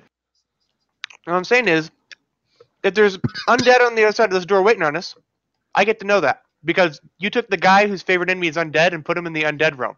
So my realm now. You sense undead in the southwestern corner in this direction. How many? Back 3. to the issue at hand. Can't. Draxon, I will let you know I do not trust you at all. You're more than So- welcome to come with us, but at the first sign of you bailing on us again, these claws are coming out. And I have no intentions of harming you in any way, my friend. We will fight together. And I'll say clearly you didn't use the ring I gave you, so I want that back. And I'll hold up my hand. If I remember what ring that is, you can probably have it back. You never put it on, so The one on your I didn't finger? know Oh, if I never mind. did. No, So you want? you'd be able If to you're gonna tell. put it on and use it, that's fine. I just need to know. Give me a quick second. You're just gonna let him keep the ring?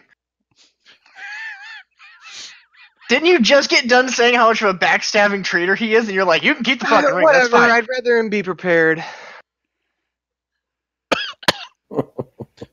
there's nothing on your character sheet that says what that ring does. You just never I'll put go it on. over to X. Izzet and say, see what I have to deal with. I'll give it back to him as a sign of almost a kind of truce or a kind of No, a just loose- keep a loose it friend- and a loose- use a loose it because you friendship. don't have. Well, I'm I'll already take it. tuned to 3s. Okay, I'll take it and I'll give it to Isn't. What does the ring do? Are you putting it on? It's a one-time use magical item that gives you a permanent effect, is what we know. So you guys don't know what it does. Right. No, that's why they gave it to me because they wanted to see if it did anything bad. It Fuck would it. do something I'll put it on and I'll see what it does. You turn red. You turn red. Your skin turns red. So I'm a red elf now? You're a red elf. Fuck yeah! Alright, let's do this. Your skin turns a bright, vibrant red. Like, are we talking is like the neon red? Just about. It is the cursed ring of red skin. That's all it does. The only way to get rid of it is to have either dispel magic or remove curse cast upon it. One man's curse is another man's blessing. I'm not even mad. This is awesome. No one will ever suspect I'm a drow now. Oh, Jesus Christ. This is the best disguise ever. We can't call him donkey anymore.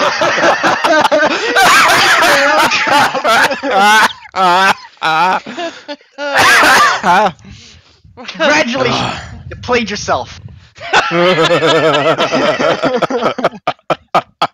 Okay, 1 second.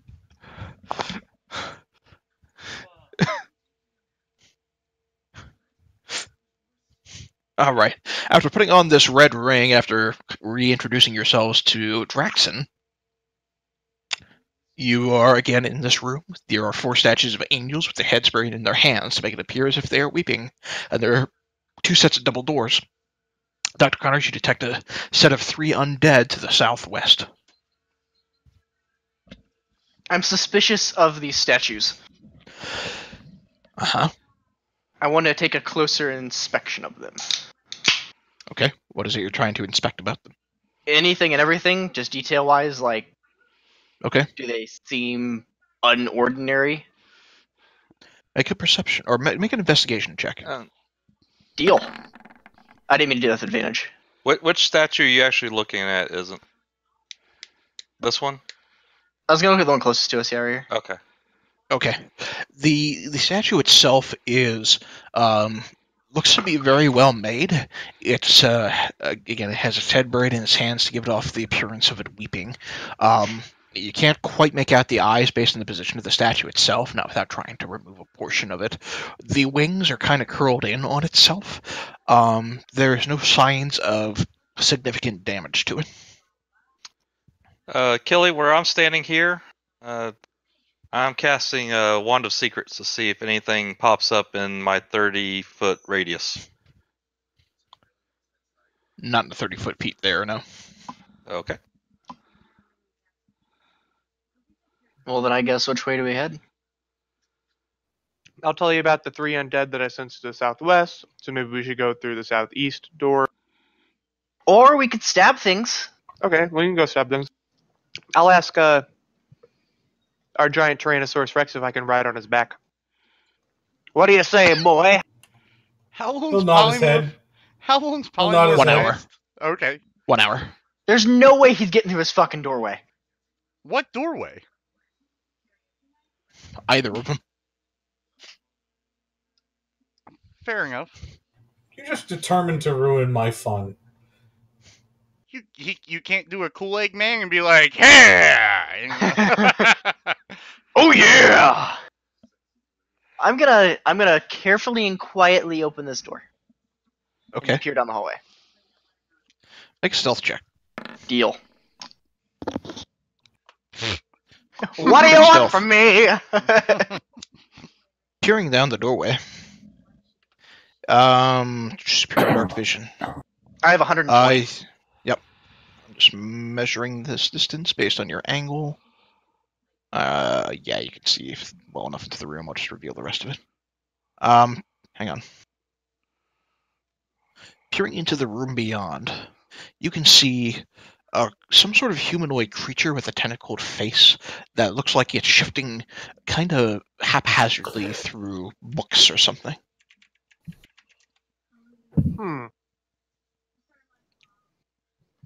I sensed 3 undead, and I don't see any.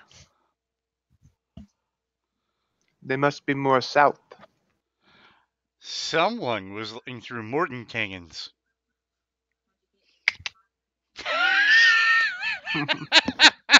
What does that mean?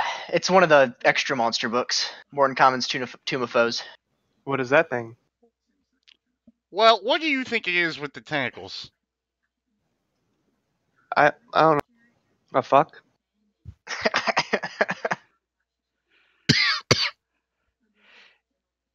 Do you remember earlier when he said that was the toughest creature he's thrown at us so far?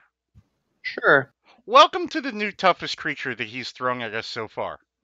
This is a lower CR. Yeah, but Will has no idea what that thing is. I'm not saying I'm out of character entirely. I will describe it to the party and ask if anyone has any knowledge on it. Okay. I'll roll a knowledge check of some sort. I'll just respond, Paladin. Please proceed. Prove to us that you're not going to run on us again. Hang on. Let's know what it is before we go in.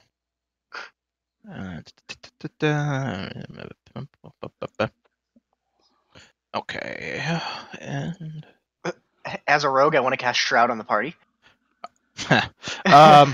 so the creature that he describes to you is covered in some sort of robe. He looks like he's kind of haphazardly peering through books. He describes him as having a pale white face, almost skeletal in nature, and it has this hooked tentacled face and these claw-like hands that look like they're kind of peering through a book. And he describes the other room as looking kind of like a library. Oh, I don't want to be here. And those of you who want to try to discern what this creature is can make a history check. Or an arcana check. I'll make a history check. Hey, what do I fucking know about it? Actually, that's This, funny. this creature is called an Alhoon. It is a type of mind flayer, which is familiar to you having been a creature of the Underdark. It is a type of mind flayer that has been essentially resurrected from the dead. It's practically a lich. Oh. And now, I will relay that information to the rest of the party. and now the As mood the door changes. silently closes. It's And we go this way. it's not a true lich. No, it's not a true lich. That would be an Illith lich. An Alhoon's more like an undead variant of it. That's not quite as powerful. And I'll say, you know what? We know a lich. A lich would have been very good to have with us right now, I think. But do we still want to stab it? Yes. As I return to the door. Um, How about side by side with a friend? Oh man. Holy shit. You're so red.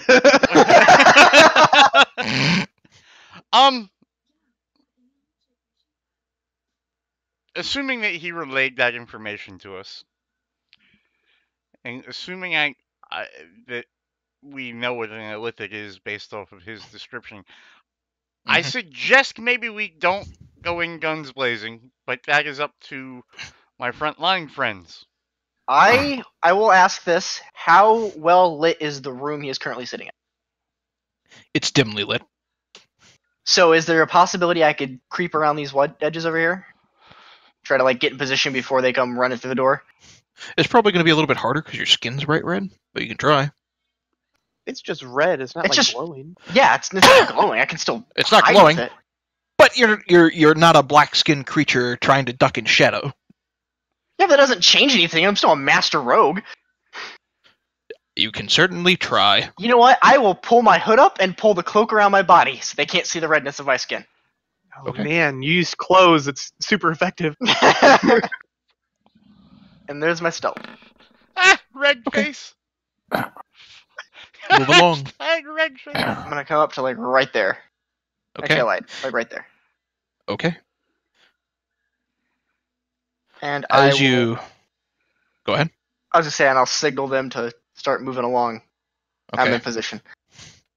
He signals before he ducks around the corner. As you make your way into that position, you kind of shift yourselves very, very stealthily among some books within the area. And as you do, there is a quick gust of wind that kind of shifts open a bunch of the pages around you. And you watch as the creature who has had his claws kind of in the middle of one of the books turns and looks in your direction. But how? Because something else alerted them to your presence. God damn it! You know, Killy, if you could have done a 100% accurate Zoidberg fucking voice right there, I would have been like, I will play D&D even if I don't want to with you from now on. This creature you turns missed to the look at key. you, and you hear it speak in a voice that's the rest of you, unless you understand Undercommon, don't understand, but it looks at you as and says, "A stranger, Doc? No, wait, that's a red elf doing here. What's a red elf doing here? Where does a red elf come from? All right, 50%. Where's a red I'll elf play come with from?" you. When he dies, you go,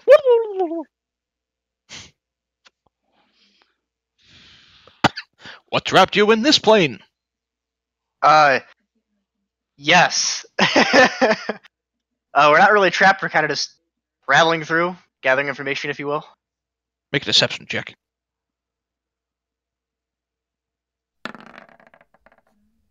And that's an automatic 10, so it's a 15 because I am proficient in it. Okay.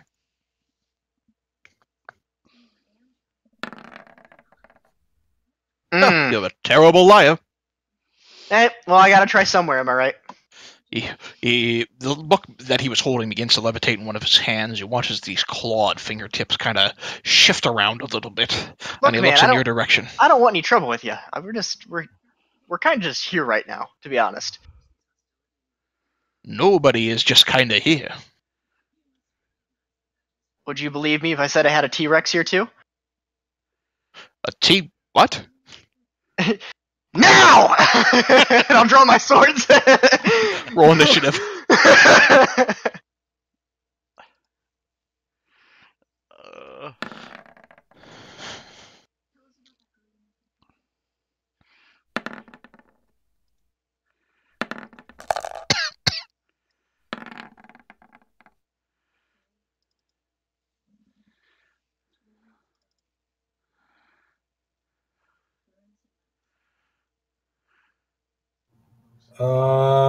There's no initiative for the T-Rex. Just roll it on my sheet. Dex check. I think. Wait a minute. There's an initiative die over on the right. Just click on that. There you go. Sorry, I see it. Yep, it's fine. All right. I'm just gonna give you a 16 because that's what you rolled in the dex because that's basically what you get. So. All right. Tuck, you're up first. You hear isn't called out for help. I don't think isn't rolled. I did. I have a 20 or a 19. He's just after you. Weirdest shit ever. I don't see it. Miles is after me. But anyway, you got to measure. Miles rolled a 10. And he has advantage on initiatives. Oh, I guess the second Miles, the Ka, is after me. Maybe reload, Gare? Yeah, because it's you, me, Tegan. Prowl, Tegan, and T-Rex. Snake. And Ka. Then Ka.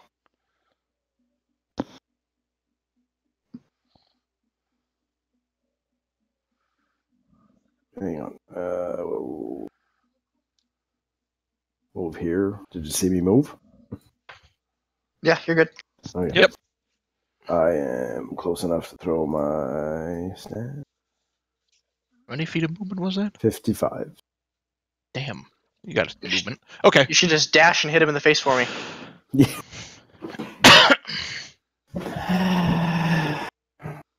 Hang on.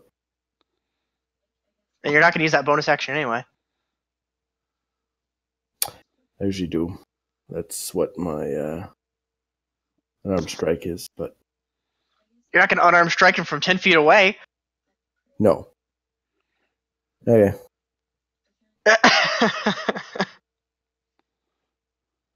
I move right up to him. Okay. Is that bonus action dash? Yeah. Okay. All right, 21 hits. You'll take that first blow. Stunning strike, con save. Okay.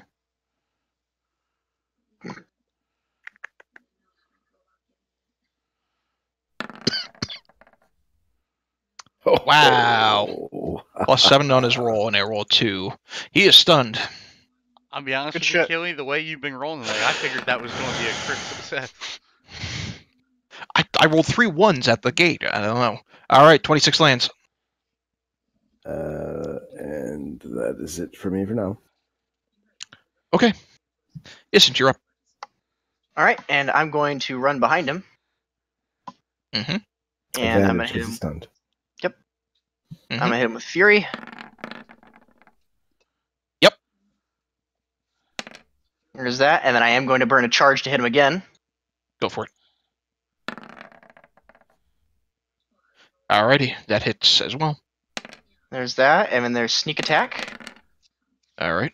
And then I'm going to do an offhand Mariner's Revenge. Okay. 18 lands. slash slash slash. You watch parts of the road begin to shift.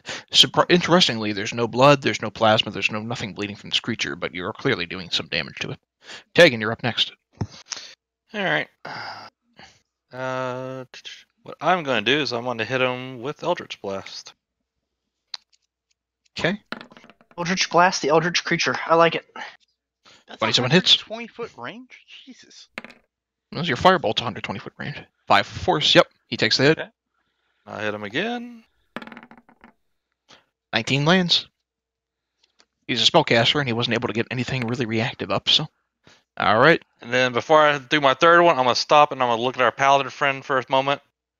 Make sure he's not doing anything stupid, like running away, and then I'll hit the guy again. Alright. 14 misses. That one goes Okay. a little wide and hits into the nearby wall. Alright. The T-Rex. Well, I'd love to melee this guy, but can I get down the hallway? Probably if you Here's what I'll dash. say. I'll count it as typical terrain, so you'll move at half movement if you really want to make your way through the hallway. In that case, let's see, my speed is 50, so I'll take a dash action and move 100, so I'll actually move 50. Mm-hmm. You can get about 60, really, because if you want to get a little bit closer, because the first 10 feet of movement is not typical terrain. There you go. Don't you have a large attack range too? I thought. You got a 10-foot reach, so you could hit him. I thought so. Yeah. I thought his bite had a 10-foot reach. Yep. Advantage. Yeah, Drax, you're knocked prone as he kind of charges across from you. It's like thump, thump, thump, thump. Does that bite hit? Yes, it does. Either the 18 or the 22, both of them will land. You can roll. You bite this guy in 2, he's gone. What? He's dead. That could So now I'm concerned very about the other differently. things in this room. Ba, ba, ba, ba, ba, ba, ba, ba. I have a feeling we're not out of combat. You're out of combat for now. Kent's going to move down and take a look at the library. Okay. I'm gonna loot Am I- his corpse. Am I unprone? Yeah, you can get up from prone and walk up. What's on his corpse? There is the book that he was holding. Is a book about the process of sustaining a form of lichdom. Typically, the process to becoming a lich is this long, methodical, arcane process. And this book details basically some shortcuts for prolonging life through the natural cycle. Most of it's arcane language. Kent, perusing the library, you can see all sorts of old, dusty tomes that kind of fill the area.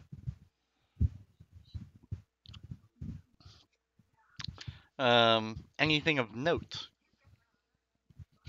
Make a perception check.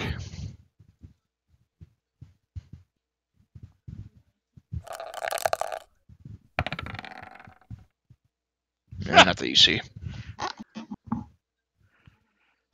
Kelly, is this a doorway down here, or is that just a... That's another. Actually, here, it's not a doorway. It's a passageway that continues on to another hallway. Oh, okay.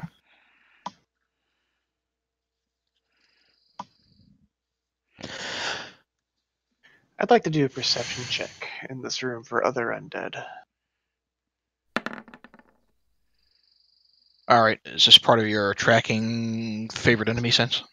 Oh, I can do that as well, but I was just looking around with my eyes, but after this I'll meditate. So you might as Okay. well tell me anyways, I guess. I don't know. You sense 2 undead creatures moving around in the room, keeping an eye on you all. What?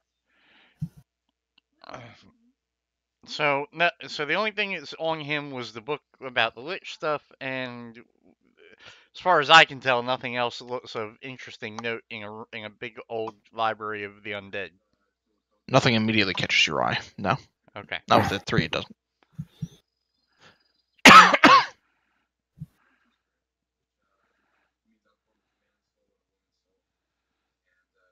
You have to be able to see the undead in order to do that channel divinity. I know. I was just trying to read it.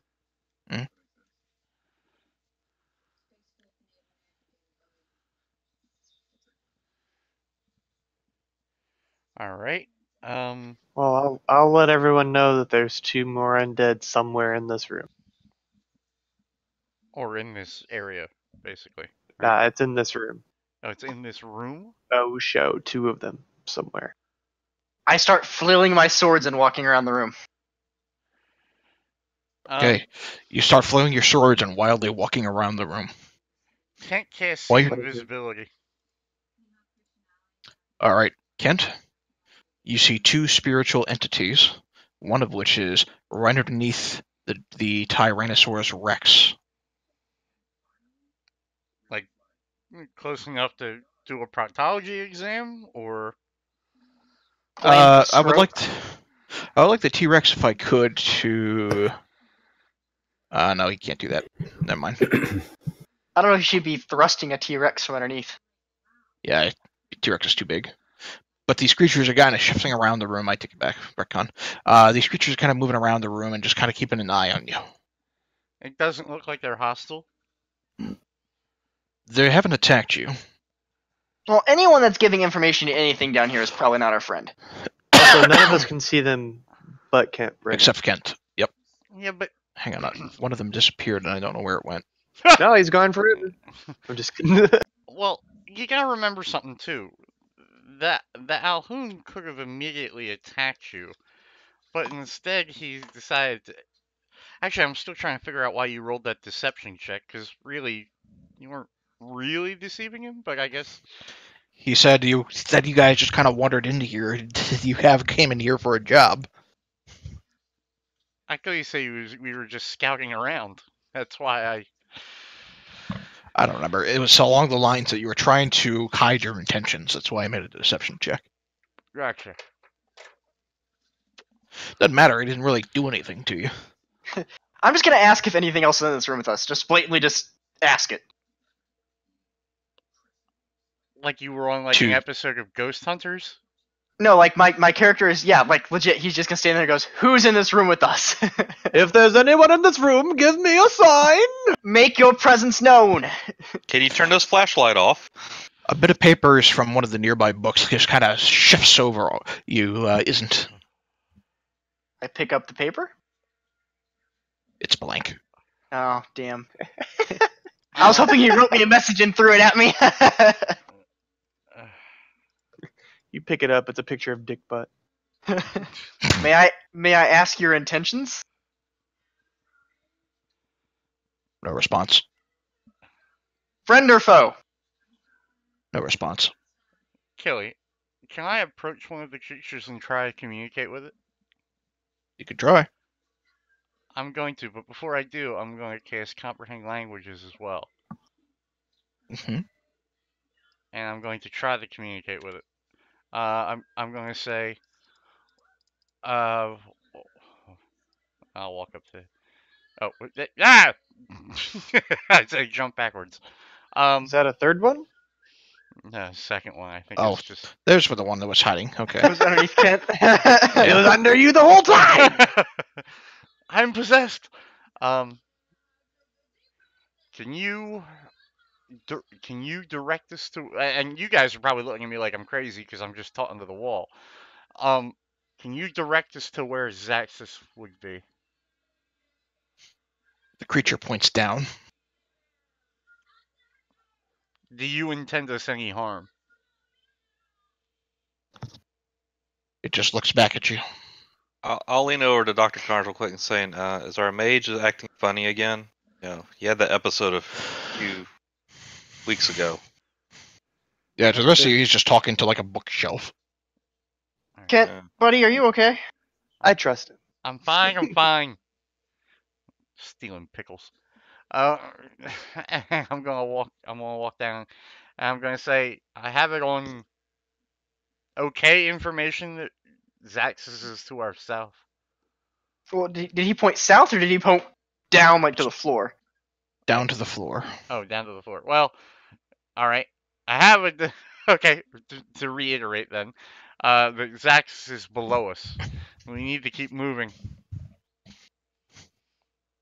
All right. If you say so, I'll peer down this hallway. I mean, they did try to attack the Tyrannosaurus Rex until he realized it was not a medium or smaller. So maybe we should attack them or something. Just saying. Peering down the hallway, you can see it ends at, contrary to what that image shows, a large statue of what looks like the Grim Reaper. If that's what the Grim Reaper looks like, I'm fucking terrified. The Grim Reaper That's is not- a turd monster. and That's, a sticky that's mask just the the. whole time. I didn't have time to create the token for that creature. That's just the baseline token for what it is. So it's just a big statue. It's a big statue of what looks like the Grim Reaper. Okay. I'm going to say that Dr. Connors, and say I don't think it attacked the T-Rex. I think it was just hovering under its testicles. Nah, he tried to do it.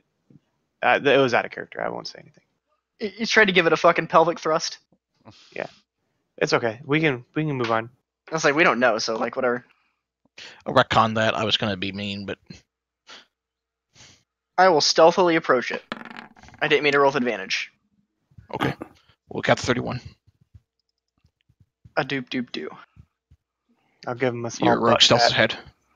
Moves. All right. Your red skinned drow elf scouts ahead.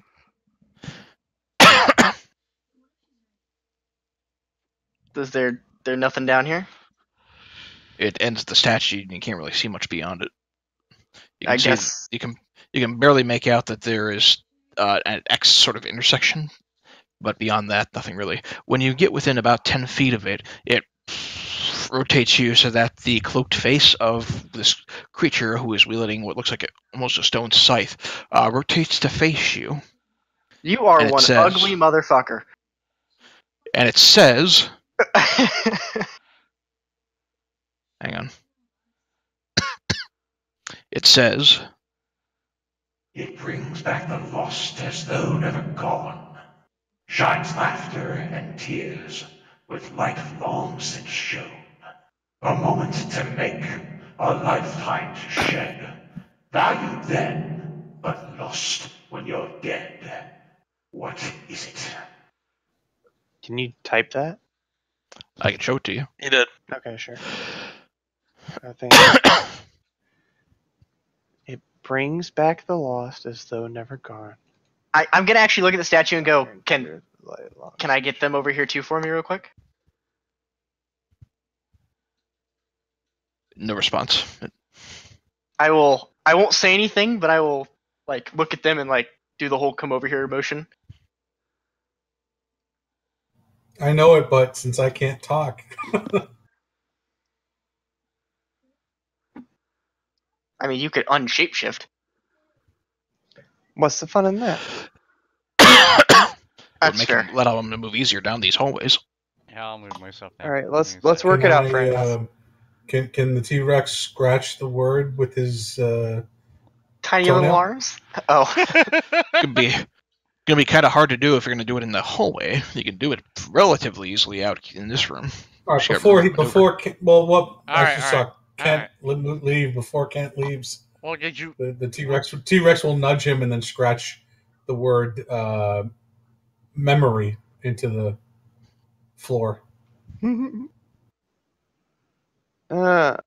it? This is some atrocious handwriting. Shines laughter. Well, I kind of I guess it fits. I mean, it makes sense. Yeah. Memory. Nope. Kent has to say it. We don't know it. Too late. Oh. You watch as the statue gets up, and then it just shimmers and fades. Okay. Sorry, I should have roleplayed that better. Say, we didn't know that. Kent knew it. Yeah. There are Well- passageways continuing to the northeast, the southeast, and the southwest. I'm gonna stand dead center of the room and I'm gonna look down both paths. 120 dark vision. Motherfucker. Kent looks up and pats the T-Rex and says, "Good job." Ooh.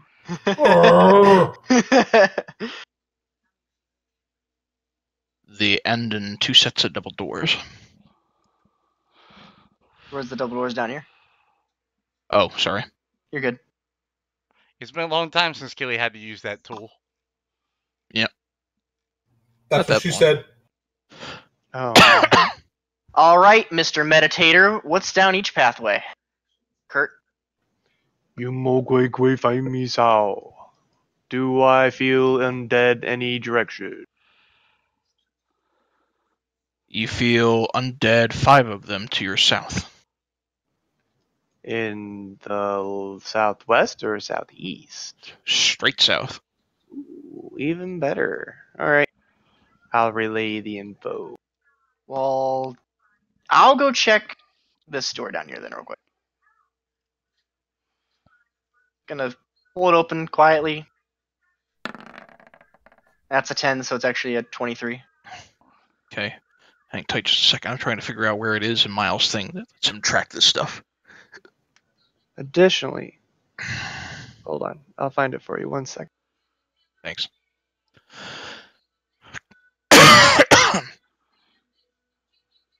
Isn't opening the door beyond. You can see inside this room, there is sitting on the back wall is a statue of what looks like some sort of wizard. His head is covered in a robe. He's wearing some sort of robe. His head is covered by this robe to where you can't see his eyes.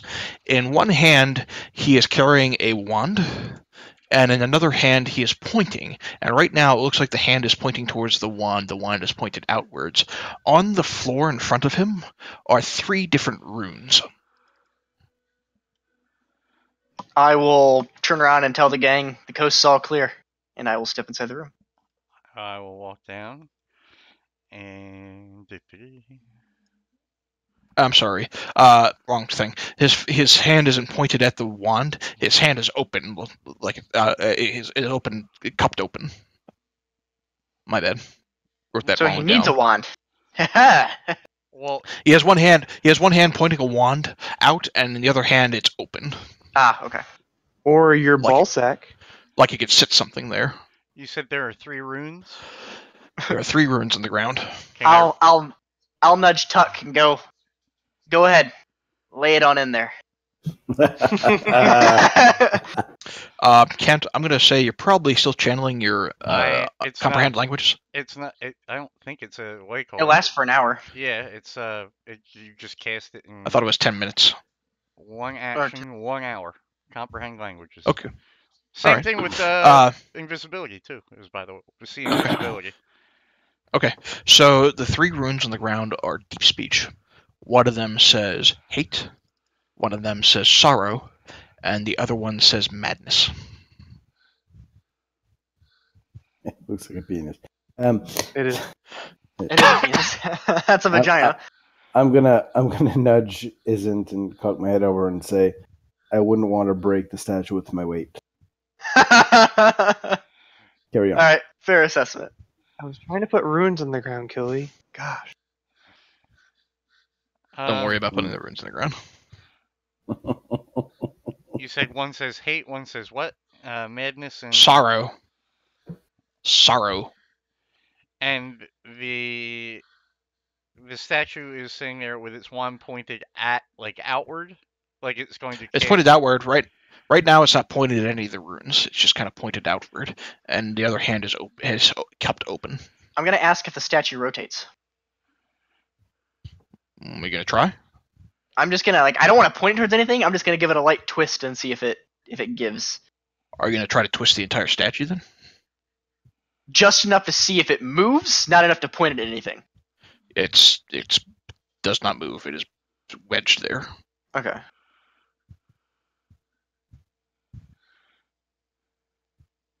Hate, sorrow, madness.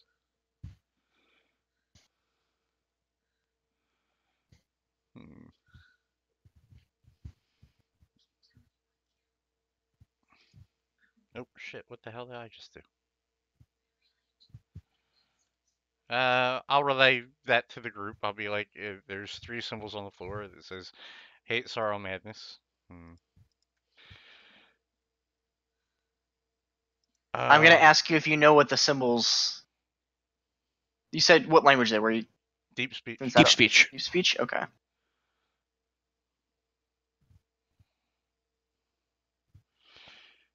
And I guess. it's an elderly wizard statue.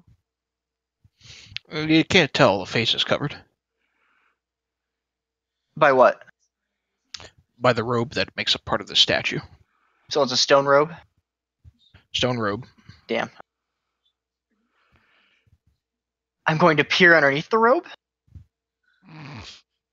The statue does not have eyes. The robe just kind of covers that part of it. Okay.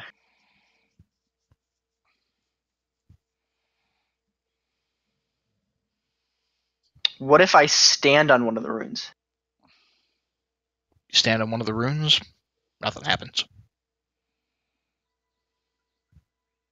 I guess we've got to get something to put in his other hand, right? Well, before we do this, why don't we check and see what's down the other tunnel? Sure. I'll head back up, around, and I'll wait for the party.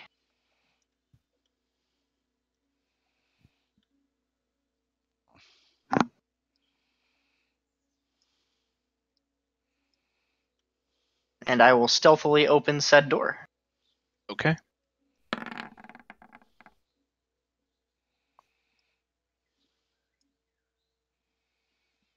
Peering into the room beyond. The room beyond is relatively wide in stature, and there's a layer of dust here as if nobody has entered in quite some time.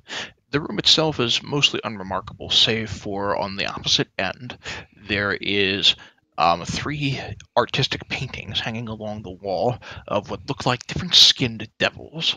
One is red, one is blue, one is yellow, and underneath each of them, sitting on a simple stone pedestal, is an orb. One red, one blue, one yellow.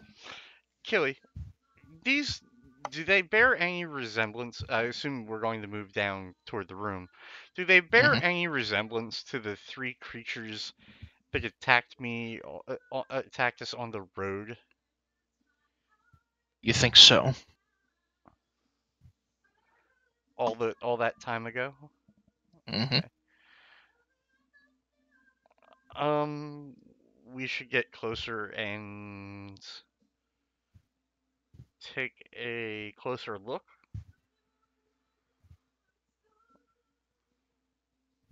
I'm just going to investigate it. I don't know what for, but I want to. What are you investigating? The orbs and the paintings. And the There are pedestals they're on. orbs. The pedestals themselves are simple stone pedestals that look to be of make, though they are very, very dusty. The paintings themselves share that similar layer of dust. Looking closer at the paintings, the red-skinned devil, or red-skinned, which you recognize looking closer is an Oni, which is basically an ogre mage, has this angry sort of grin on his face. The blue one looks distant, and the yellow one has this wicked smile. Oh, hey, it's hate, sorrow, and madness. Do you have to put the orbs on the symbols, I imagine? Let's do it. I'm gonna move. So, wicked smiles, madness. The one that's distant, sorrow. And the other one is hate. Okay. I'll grab the blue orb. I'll grab hate orb. Okay, Kent. As soon as you grab the blue orb, you blink, and you hear a peal of thunder. You look around you, and you see the village in which you grew up. You see your parents, and you see them bargaining with Obark. You watch as a purse filled with coin passes into their hands, and you hear the distant cries of "No, please," and you recognize them as your own. You stare, you blink, and the scene changes to you, tears streaming down your face as a boy, as you're being carried away, your parents looking completely impassive, as you are carted away, essentially. And you feel those same tears kind of streaking down your own face. And then you blink open. You wipe the tears from your face, they're real, and the blue orb is pulsating with like a heartbeat. Isn't. You said, which orb are you picking up? Hatred. Red or yellow? Whichever one had not the mad-looking devil, but the other one, the Oni, I think it was. Well, they're all Onis. Oh, then Red, yellow, whichever one blue. you said first. The one with the angry look or the one I with the figured wicked you'd take the grin? red one since it looks more like you. The angry look, not the maddening look. Okay. Picking up that one, you see your house. After you blink, you see your house. You see any semblance of your brothers, your sisters, your matron mother dead on the floor. And you watch the children of your house, and they're hiding in a corner, scared, with one of with some male patron or something who's trying to do what he can to protect them. And you see a rival house, whose name I haven't come up with yet, move over them with a wicked grin. Mercilessly, they slaughter the children of your house. With the death of your family around you, the realization that you were the only surviving member, you stare into the wicked grins of this rival house, and you feel an intense burning well up within your cheeks. He's red skinned, so you can't tell it, but when you pick up the orb, you feel angry, and the orb is also pulsating with this.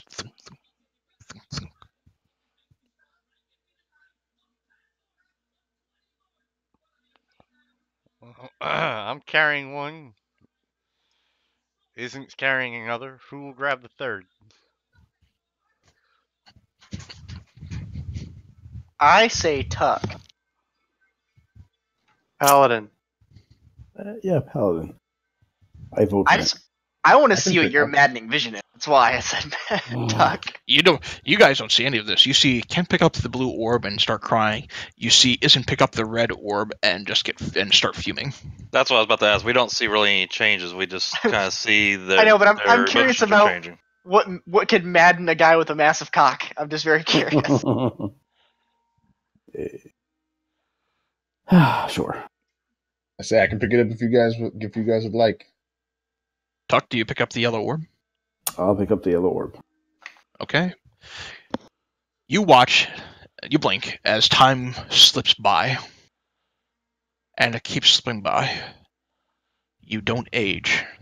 You never pass. Your bones ache. You feel the pains of age, to the point where it's hard to even get up and walk around in the morning, but you just won't die. Your friends pass from this world. The all-known sense of civilization leaves you. Hell, even anything you can use to make some brew just to escape from the reality of this madness disappears, and you just can't die. Sick bastard. You blink, and it almost feels like your mind is slipping on reality. I need you to make a wisdom saving throw for me.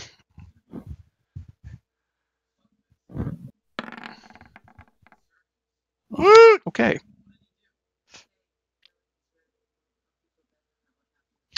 Now I need you to roll a D100 for me.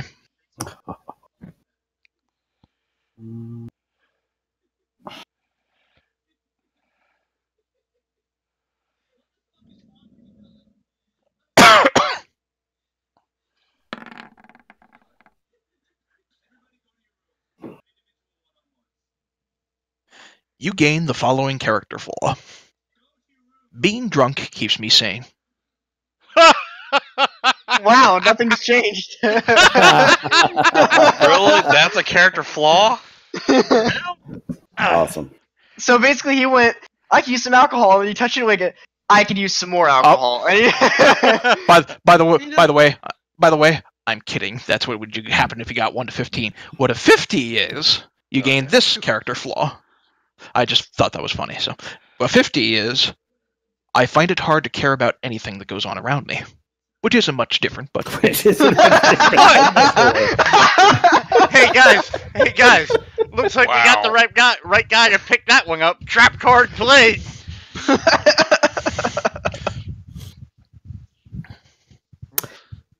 Okay, so can I not care with this thing somewhere else? So just hold it. you're all holding these different orbs, yeah? Yeah. Okay. I'm walking back to the other room. Fucking hate you, Miles.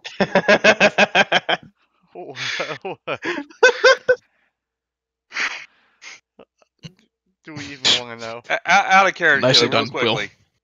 On that roll, the 100, is there any character flaw that would have been applied to Tug that would have changed his personality at all? Well, let me read through them. The first one, being drunk keeps me sane. The second one, I keep whatever I find. The third one, I try to become more like someone else I know, adopting his or her style of dress, mannerisms, and name. Another one, I must bend the truth, exaggerate, or outright lie to be interesting to other people.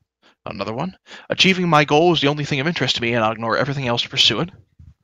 I find it hard to care about anything, which is the one he got. Another one, I don't like the way people judge me all the time. Another That's one, like I am the almost smartest. all of his fucking traits. Another one, I am the smartest, wisest, strongest, fastest, and most beautiful person I know. Again. Okay, well, there's what the one. fuck? Another one, I am convinced that powerful enemies are hunting me and their agents are everywhere I go. I'm sure they're watching me all the time.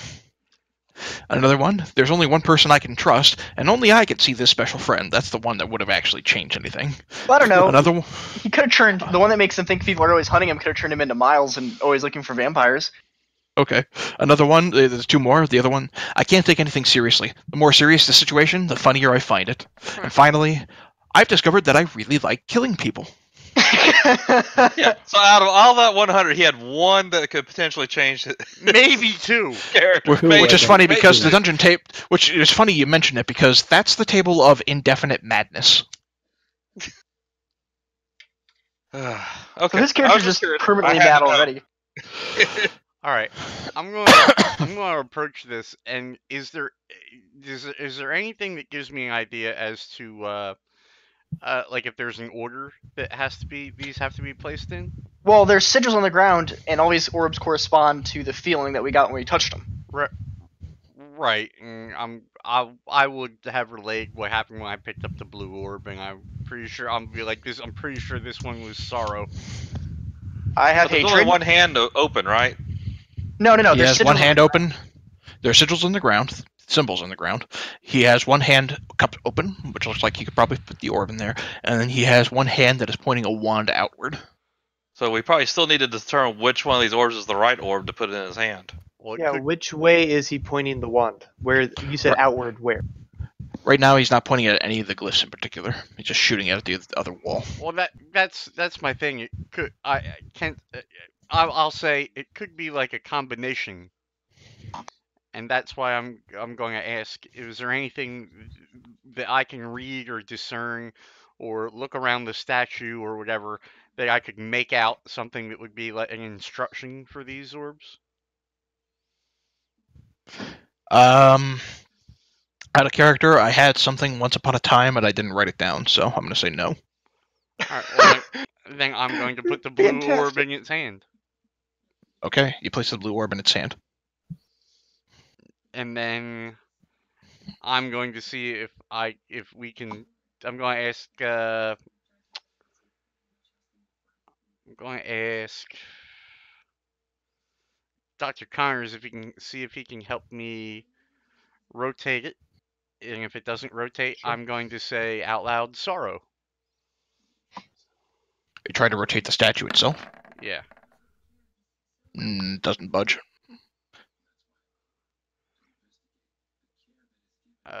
What about just the arm? Can I move the arm in any way? The one with the wand. As you move it, you find it does actually shift. Yeah, baby. I'll point it towards the one that corresponds to blue. I think it's sorrow. It is sorrow. You don't know what those. I Kent, are would you have relayed directing him in that. Yeah, I would have relayed. Okay. That I'm holding the orb of sorrow. You point the wand, which is pointing at the wall, towards the sigil on the ground, which corresponds to the word sorrow. You watch as the blue orb's pulse begins to dissipate, and the rune on the ground that is blue begins to light up. Cool. So I guess remove the orb, and I'll put hatred down. Tuck, yeah, bring hatred over. Because I would have assumed you would have told us that you were feeling angry when you picked up the orb. And I just look slightly redder. I'm just going to tell you this is hatred. And I would have Very- relayed very to you what the aggressively. 3 sigils were. Okay. All right. Okay. We'll take the red orb and we'll plop it in there and we'll turn it toward hate. It lights up red. And then I'll take the yellow orb off the narcissist, and I'll put it in the fucking flashlight and turn it towards. It lights up yellow. With the final of these glyphs lit up, there is a brief flash of white light, and the glyphs begin to just straight up disappear. You hear a clicking noise as the doors to your south swing open into another room that looks like it has a set of stairs that head down. Hey friends, there's undead down those stairs. 5 of them, in fact. The room beyond looks like it has a very high vaulted ceiling. Okay. Whoa there, partner. Just walking in without looking up at the ceiling for vampire? That's a dumb move. As I peer my head in. Peering up, the ceiling itself is completely dark. As Isn't wanders in, however, you hear...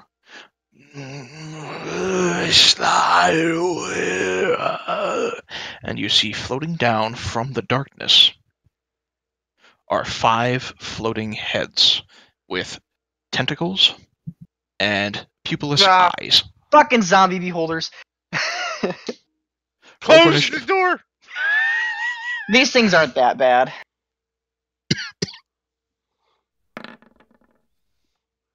You did say roll initiative, right? That's exactly what I said. Okay, I just wanted to check. Oh,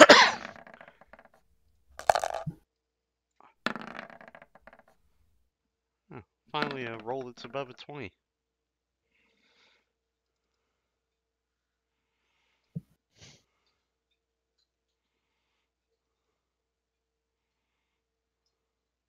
Alright.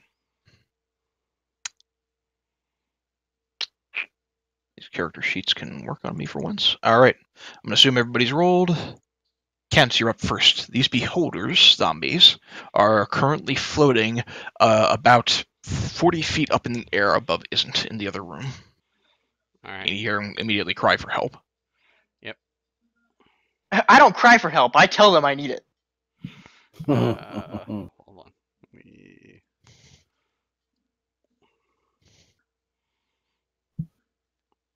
Okay, I guess I'm getting to there.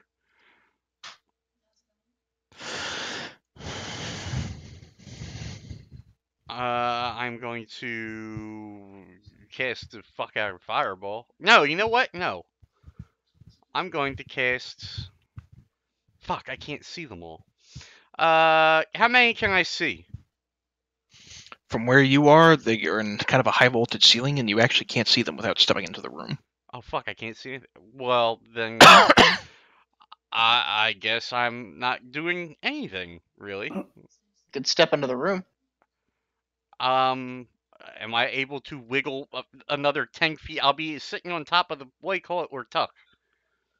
You can't share the same space as another character. Right. You can move through them.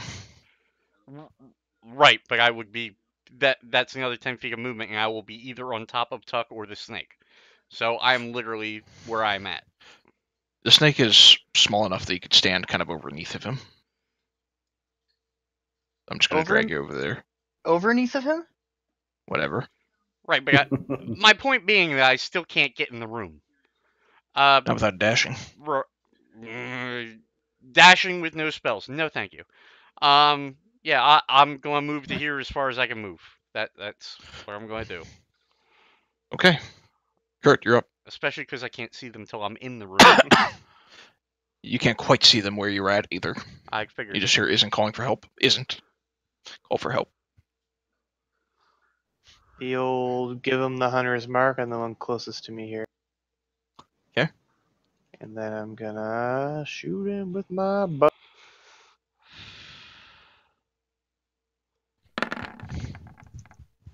Yeah. Okay. You have to move into the room to see them. I'm definitely through the door, so I've done that. So the ceiling, the high voltage ceiling, in the hallway that you're in, that short hallway, the ceiling is about 20 feet high. These guys are in a high voltage ceiling in the room beyond and are 40 feet high. Unless you get right up to the edge, you're not going to be able to see them. All right. I move here. I put hunter's mark on him and I shoot him with my 27. Okay, which one? the one that is directly above me. Okay. And that does Alright. 4 extra damage because he's undead. So that's 11. Alrighty. Plus my 100, which does 4. And Yep. then I'm going to use my 15 feet of movement to move back in over. Cool. All right. Okay. Sorry if I didn't catch that earlier. It's all right. Tegan. Okay. So, based on what you've said,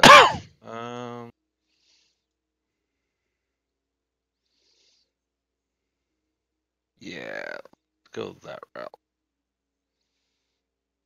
So, I will summon, and I will get giant eagles, but I don't remember if it's 1 or 2 level. I think you get 2. If I recall prior. Yeah, but you know, I cast at a higher level than I'm casting now. So it's challenge rating of 1. All right. Challenge rating of 1. So. Yep. So I get 2. Okay.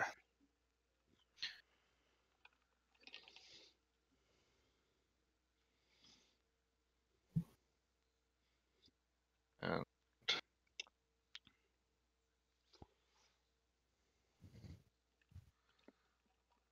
Just drag him out thank there. you. I can say I don't know how to drag them out there. So, let's put them. You know, it doesn't really matter where I put them. There's a reason I have these out. Put them there for now. Yeah. Let's roll initiative for them.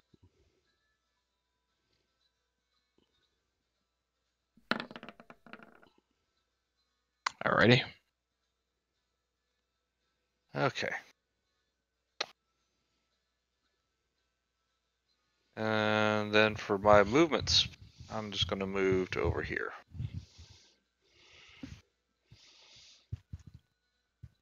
All right. Tuck, you're up next. How far up are they? They are 40 feet up in the room beyond. You have to move into that room or just on the edge of it in order to actually see them. All the same. And you wouldn't be able to hit them with your staff because they're too far away. Oh, hang on. Oh.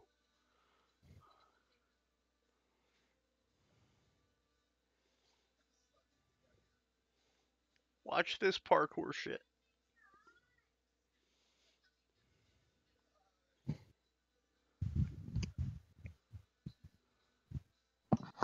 Okay. I'm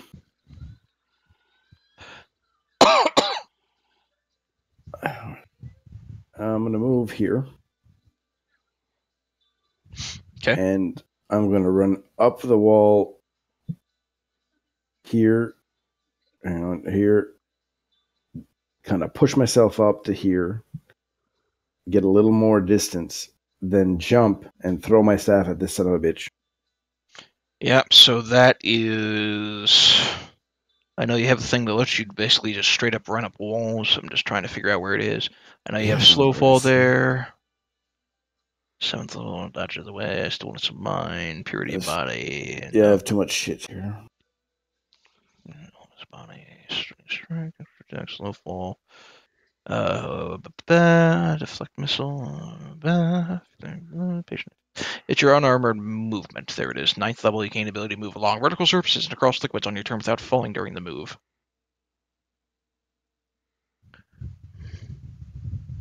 Yes, that. Okay. So you basically run in, you run straight up the wall, and then you push yourself off of it, taking up your staff, and you're basically going to try to impale this thing with it. Go ahead and roll. Yes.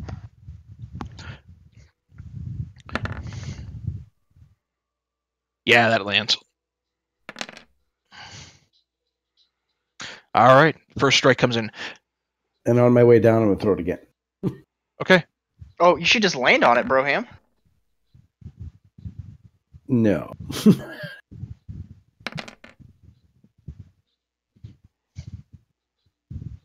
Okay. 26 lands.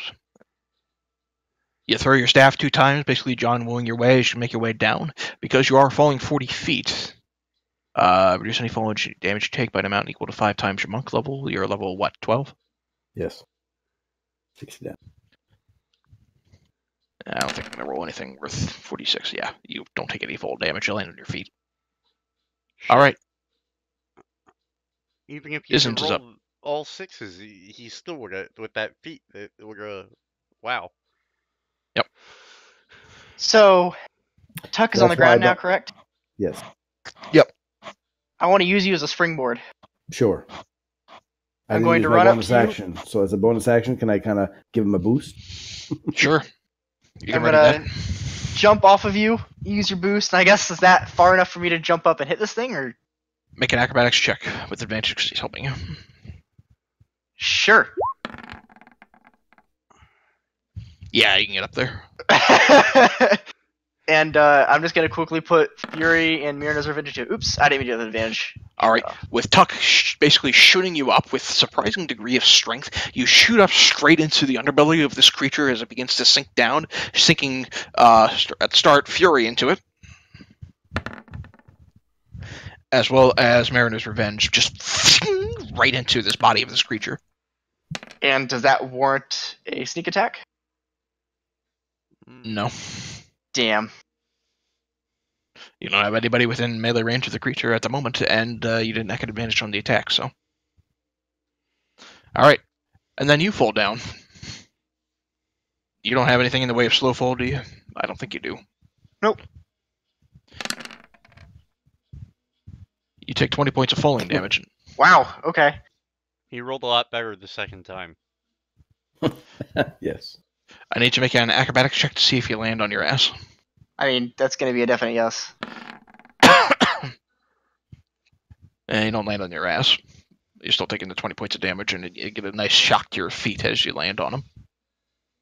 Oh, did you already do it? Yep. Oh, okay. Guys, Didn't have to. I have to AFK Kyle. real quick. I'll be right back. Okay. Kyle's up next. He's good. Okay. Draxon. All right, I'm trying to figure out if there's anything I can do because I don't know if I have anything with any range to reach 40 feet. You have javelins.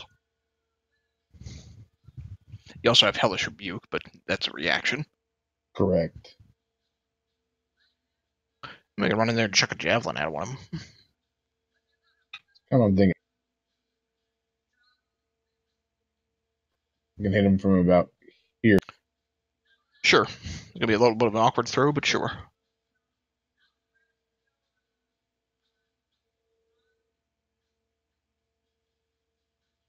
Yes, 24 hits. If you click on the name Javelin in the chat, that'll roll the damage dice. And because you didn't know this earlier, if you go into your settings in the far right, click Enable 3D Dice and click Automatically Roll 3D Dice, it'll actually roll the dice and do the dice graphic. It's a little bit better API. It makes it a little bit more realistic. Okay. So, your Javelin hits into him. The Aura of Hate. Just gotta link that for me. You grant yourself and any friends, fiends or undead within 10 feet of +3 bonus to melee weapon damage rolls. Okay, yep, so that automatically, well, that's not a melee weapon, so that does not apply here. Alright, so you throw the javelin, you hear as it impales into this creature, and it just begins to kind of shift around a little bit. Alright, Will, you're up next.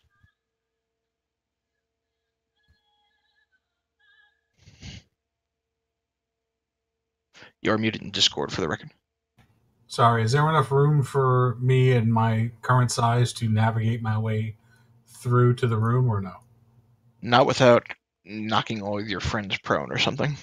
Yeah, all right. I'm going to let go of the polymorph. Okay. Free action. Then I'm going to... Hold on.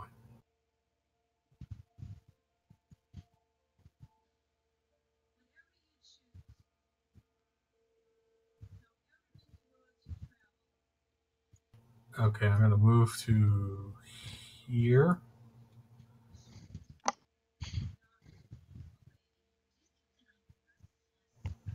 And we're going to go with... let's see. No, I can't do... They're undead, right? Okay.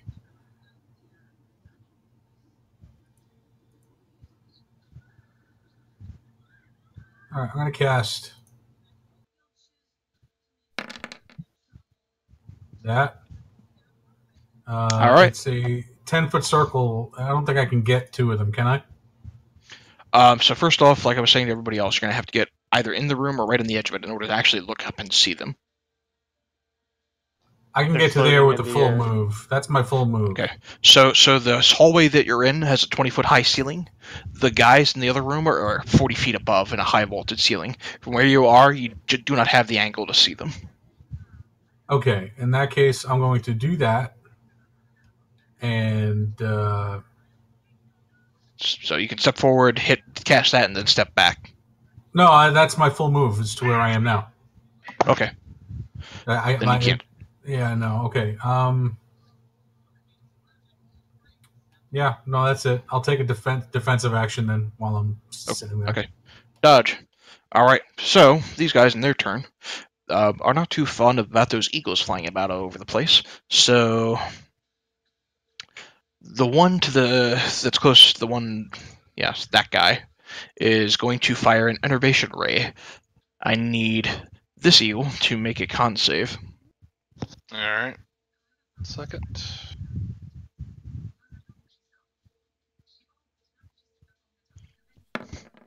Yeah, he's fine. The other one's going to fire the same thing, so make another con save. All right. Alright, he's going to fail that one. Actually, he takes half damage on a successful save, so d8s. 42, half of that is 21 on the save. The second one, I'm not going to bother roll with that, but that eagle's gone. The one in the middle is going to fire at the other eagle. This attack is going to be a disintegration ray, so that eagle's going to need to make a dex save. Okay. It succeeds. The other one next to it is going to fire an enervation ray. That's what Con save. Alright, he takes full damage from that one. Alright, that eagle's gone. Yep. And then the one who is currently above... Where's Tuck in this picture? Under isn't. Oh, you are? Okay. It's going to fire... I'm just going to do this since it's easier to see. Okay. It's going to fire an enervation ray at you. You need to make a con save.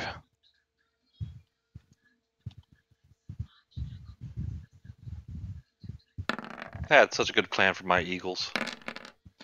Alright. You take half damage. They should have So better half. initiative.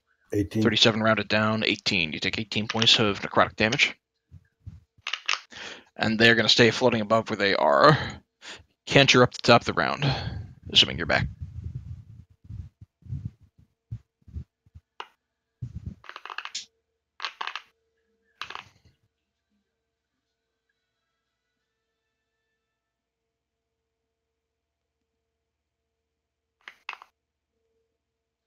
I'm going to assume Kent's not back yet.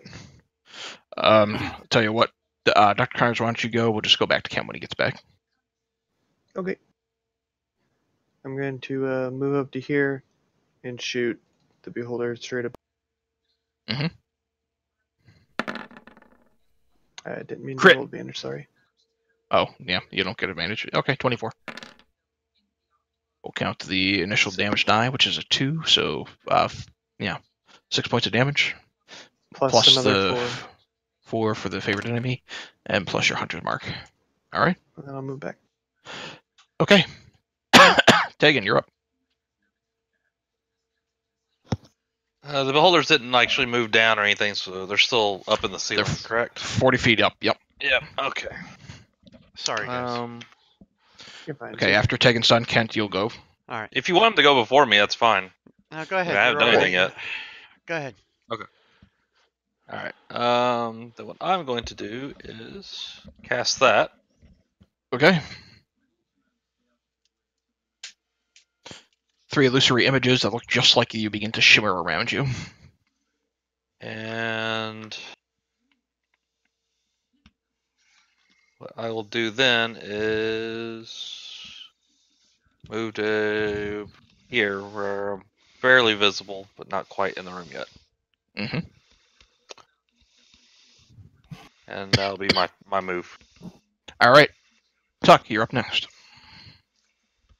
I'm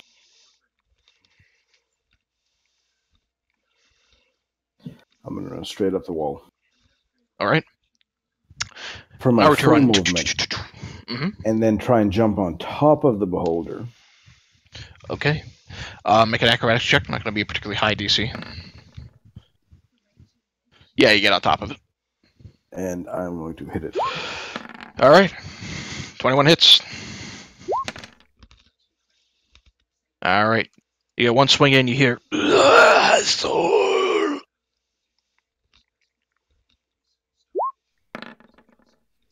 Crit miss. You try to strike it with your staff on the second swing, and it rotates itself as you try to kind of keep yourself steady on top of it, to now its teeth are basically serrated looking at you. You shoot it down, and it just begins to kind of bite down on your staff, blocking the attack. You punch it in the eye. All right. It shifts and lets free your staff. But now you're basically balancing yourself between this thing's maw. Isn't you're up? Do you want I'm me sorry, to go Kent. now? Yeah. All right. All right. So I'm going to see if I can shimmy up to here, and then shimmy past here. That should be about 20 feet of movement. Mm-hmm. Can I see all of these fine creatures? Yes. All right. From there you can. From there I can. So fireball. All right. Dead center as many of them as I can hit. Sure. And they're still up in the air? Yep. All right. They're still in the air. Hey, so, would you still be in the air? Sorry, go ahead. It's 20.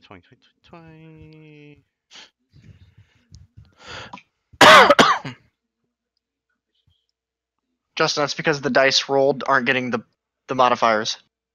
You want to just hit all of them? Oh, yeah. Gotcha. Yeah.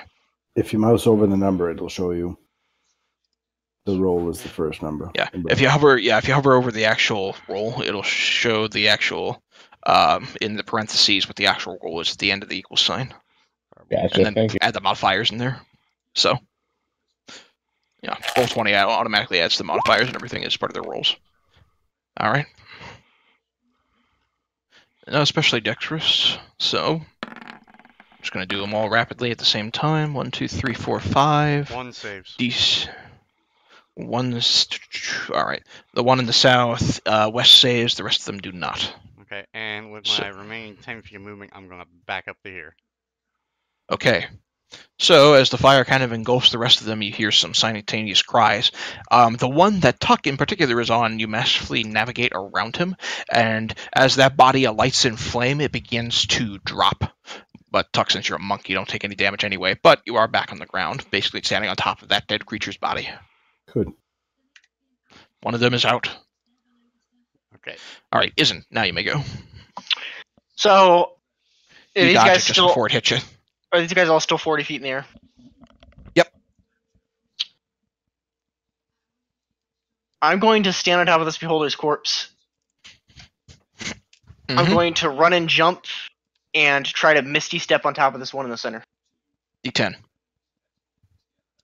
Oh yeah, forgot that was the thing. Still waiting for that one. All right. Yeah, you can successfully, after that jump, misty step on top of this creature. Sweet, and I'm just gonna land with both my blades into it. All right, go for it. Yeah. Roll damages. There's Fury, Mariner's Revenge, and I'm gonna burn a charge to get a second attack on Fury. All right. Yep, that lands too. It's just you burn one bonus charge to activate it, and then for the rest of combat, you get to do an extra attack. Yep. Until combat ends. Yeah. Until combat ends. Yeah, so you just use one charge, but it takes a bonus action to do it. Yep. Okay, never mind then. Sorry about that. I didn't know that. So, yeah, you already attacked with Mariner's Revenge offhand as your bonus action, so you can't activate that charge. Yep, never mind then. All right. So you land on top of this creature, it begins to shift around, looks at you angrily. Kaz up next. They're still in the air, right? Yep, they are still in the air. Yeah, he's just gonna stay where he's at. All right, Draxon. Miles chucks him into the air. And I forgot to point out, you do have multi-attack, so you can make 2 attack actions in 1 turn. At your Correct. level. So what I'm gonna start with first is, now that this guy's dead, you said he's on the ground now. His corpse is on the ground. It's not Yep. floating. Wait, Yeah, Tuck's kind of standing on top of it. Who does, Killy? I said Draxon has multi-attack. Ah, okay. I thought you were saying me. I'm like, I don't get that till 17. Nah, he threw 1 javelin, and he could have thrown 2. I forgot about it. Sorry, I put baby down for a quick second. So I'm going to cast Animate Dead on on this corpse in front of me. Now, as much as I love that spell, I don't think you can do that. Why not? Well, you can animate it as a regular zombie. I don't think you can animate it as under the normal rules. Let me see. That's not your spell character sheet. I think Animate Dead, it just takes one of a few. Yeah. Imbue the target with the foul mimicry of life, raising as an undead creature. It becomes a skeleton if you chose bones, or a zombie if you chose corpse, which would become a regular zombie. You can use a bonus action as a command a creature you made with the spell, blah, blah, blah. Nope, it gets the creature has to be- statistics. Yeah, the other thing is it has to be a humanoid within range. That's not a humanoid. I missed. Sorry.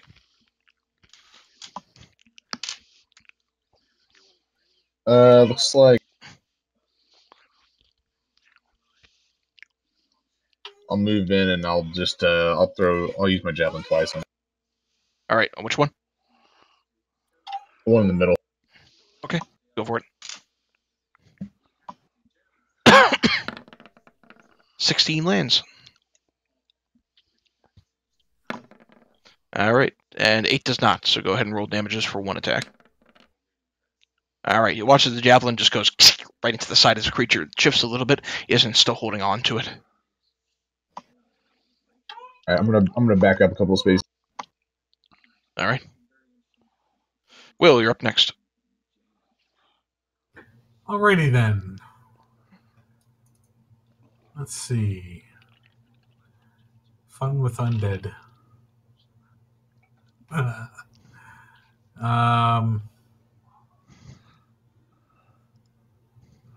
big is an area? I'm just linking this because I want to see how big an area is. 20-foot cube. 10, 20. Yeah, I really couldn't even get 2 of those in that, could I? That's a shame. All right, I'm going to ray of. All right, here we go. Will's going to step up so that I can see one of them. Maybe this guy here. Mm-hmm. I'm going to ray of frost. Yes, that'll hit. All right, watch as a beam of frost shoots out from the tip of Will's instrument, blasting into this creature. Bits of frost begin to kind of shift around it. You hear a muffled groan as it gets blasted by this. And I'm going to retreat back this far. All right. And that's it. Okay. These creatures, on their turn, this guy in the left is just going to look down in Tuck's direction, and he is going to fire.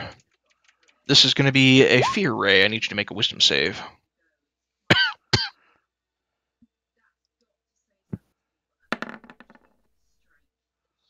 Yeah, you're not afraid of this thing. You shake it off as you feel this nervating, and as you feel this energy try to overwhelm your mind. You're just like nodded.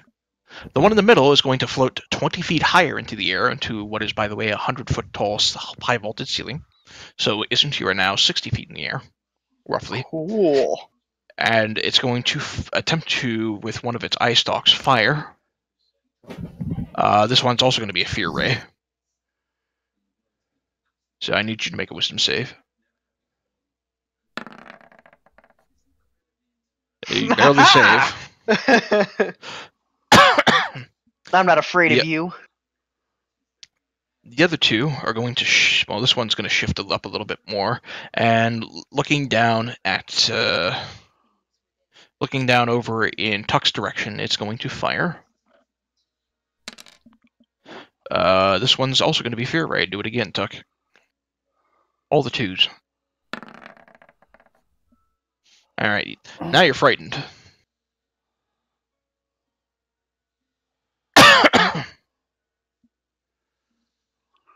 You are frightened of these creatures, and this time it overwhelms you as more of them begin to kind of come in on you. I'm going to ask you a question. Mm-hmm. Is using an item a bonus action or an action? Using an item is typically considered an action. Depends on the item, though, sometimes. Sometimes depends on the item, but generally speaking, it's an action. Okay. All right. And then the last one, seeing Ism kind of climb up on top of its buddy, is going to fire a ray in your direction, Ism. This one's going to be an enervation ray. You need to make a con save. Cool. All right, you take half damage. 33 divided by half, whatever that equals. 16, 26. 16. Yep. So 16 points of damage. I'll let you adjust your shit. All right, Kent, you're up at the top of the round.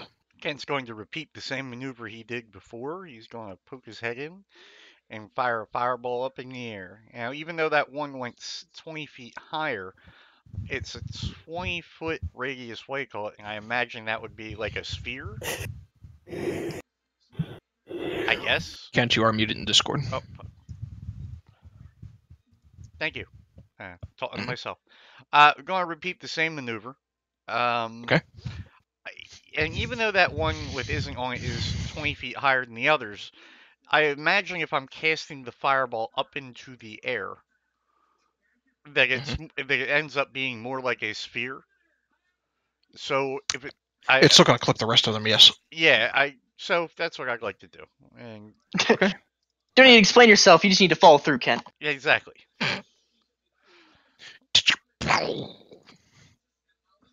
Does he cock his hand first? Hey, how do you know what I'm doing? Gangster! He All right. does have his cock in his hand, but... All right, they all fail. 27 points of damage to all of them as fire engulfs them.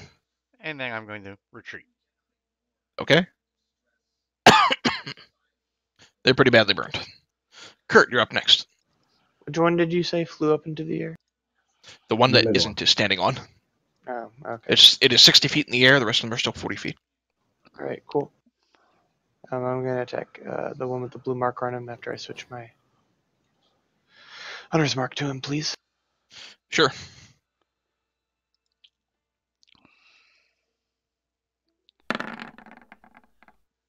24 hits. Yep. Not especially high armor classes. All right, that pierces into him. So that's 12, and then here's another 6. All right. He's looking very badly injured. Okay, I'm done. Tegan, you're up. All right.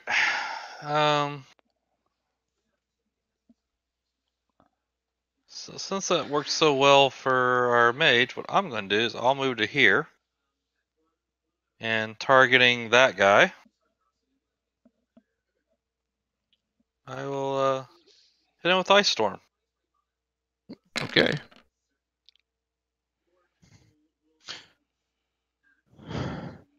Okay, so you don't have that special AoE maneuver-y shit that he has. Nope. 20-foot radius. And he's 60 feet in the air, right? He's 60 feet in the air, 40-foot high cylinder. All right. But it all pounds the ground, so I mean, it's going to hit everybody on the ground, too. That's fine. Okay. Then, as it pounds into the ground, you will have to make a save against your own throw, as will Draxon, as will Isn't, and as will Tuck. And Tuck, because he's frightened, let me just double check. No, not on saving throws.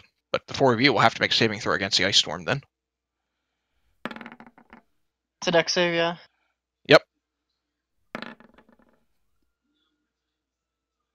Yeah, it's not working. You know what? I'm going to burn a luck point and reroll it. Alright. Same roll. Yep. That luck didn't help me there.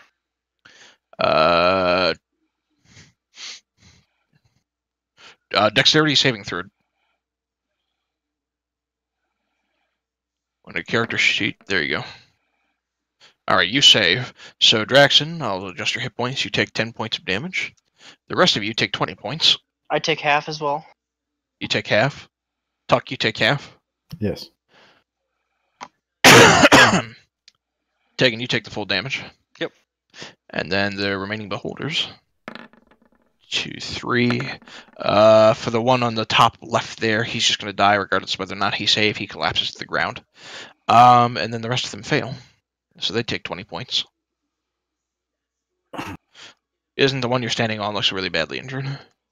Sweet. Alright, and then, well, as a bonus action, just because I know he's going to need it, I will go ahead and use some Fey energy on Isn't. Okay.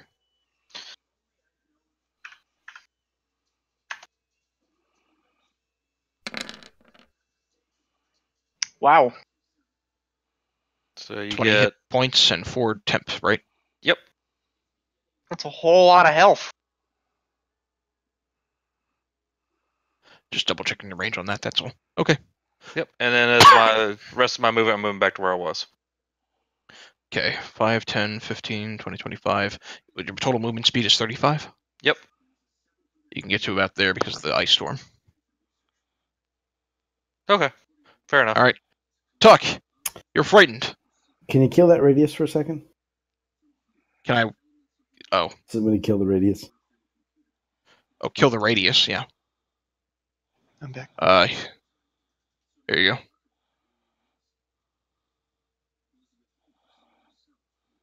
You're checking your own fireball? I am going to chuck my own fireball here at 40 feet in the air, so it shouldn't hit Isn't. It should just hit the beholders. Well, it's got a 20-foot sphere, so it's gonna. If you're gonna hit one of the beholders, it's gonna clip onto the other one. Well, here's my question now. If he's throwing it underneath, can I, like, lay low on the top of the beholder so it'll explode underneath me and over my head? Sure, why not? There. So Okay. I'm gonna raise my gauntlet up in the air, point it at the beholders, and cast All right, go fireball for it. if I can find it here. Fireball. Fireball. They all failed their save, so they're all taking 25 points of damage. Let me get rid of that. Let's see. Okay, so as that fireball goes off, the one that you were standing on begins to collapse to the floor, and as you fall, Well, hey, hold on. Can I use my reaction? what's your reaction? Can I Misty Step over to the other beholder? Misty Only Step's a that was bonus a action, not a reaction.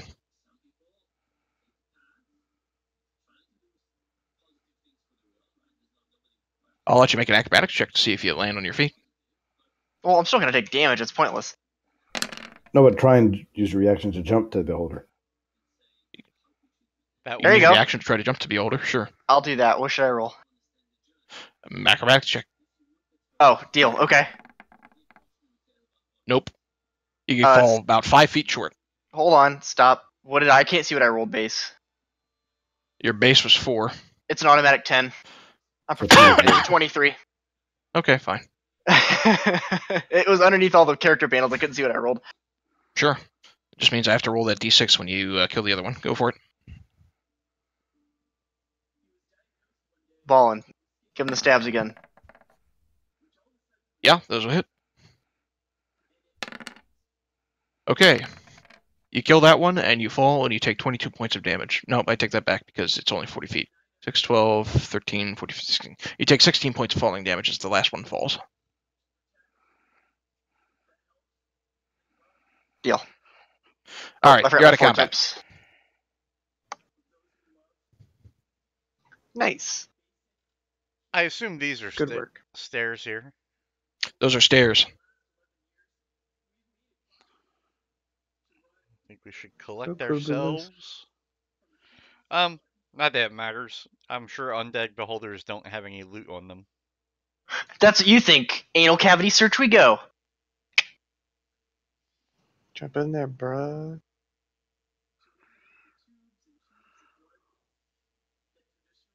It would be pointless to roll, right? There's nothing in them. Yeah. Okay. I got elbow deep for nothing. You got Not- elbow deep full. Your red skin is now covered in blackish goop Why am I down to 10 health? because you took a lot of damage When? when the beholders all loosened to you. Even though you saved on his innovations, they still do damage. Were you taking I the don't know. damage away?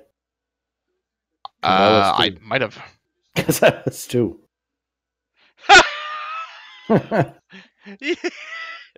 You got hit That for would've been the twice what problem, you yep. did.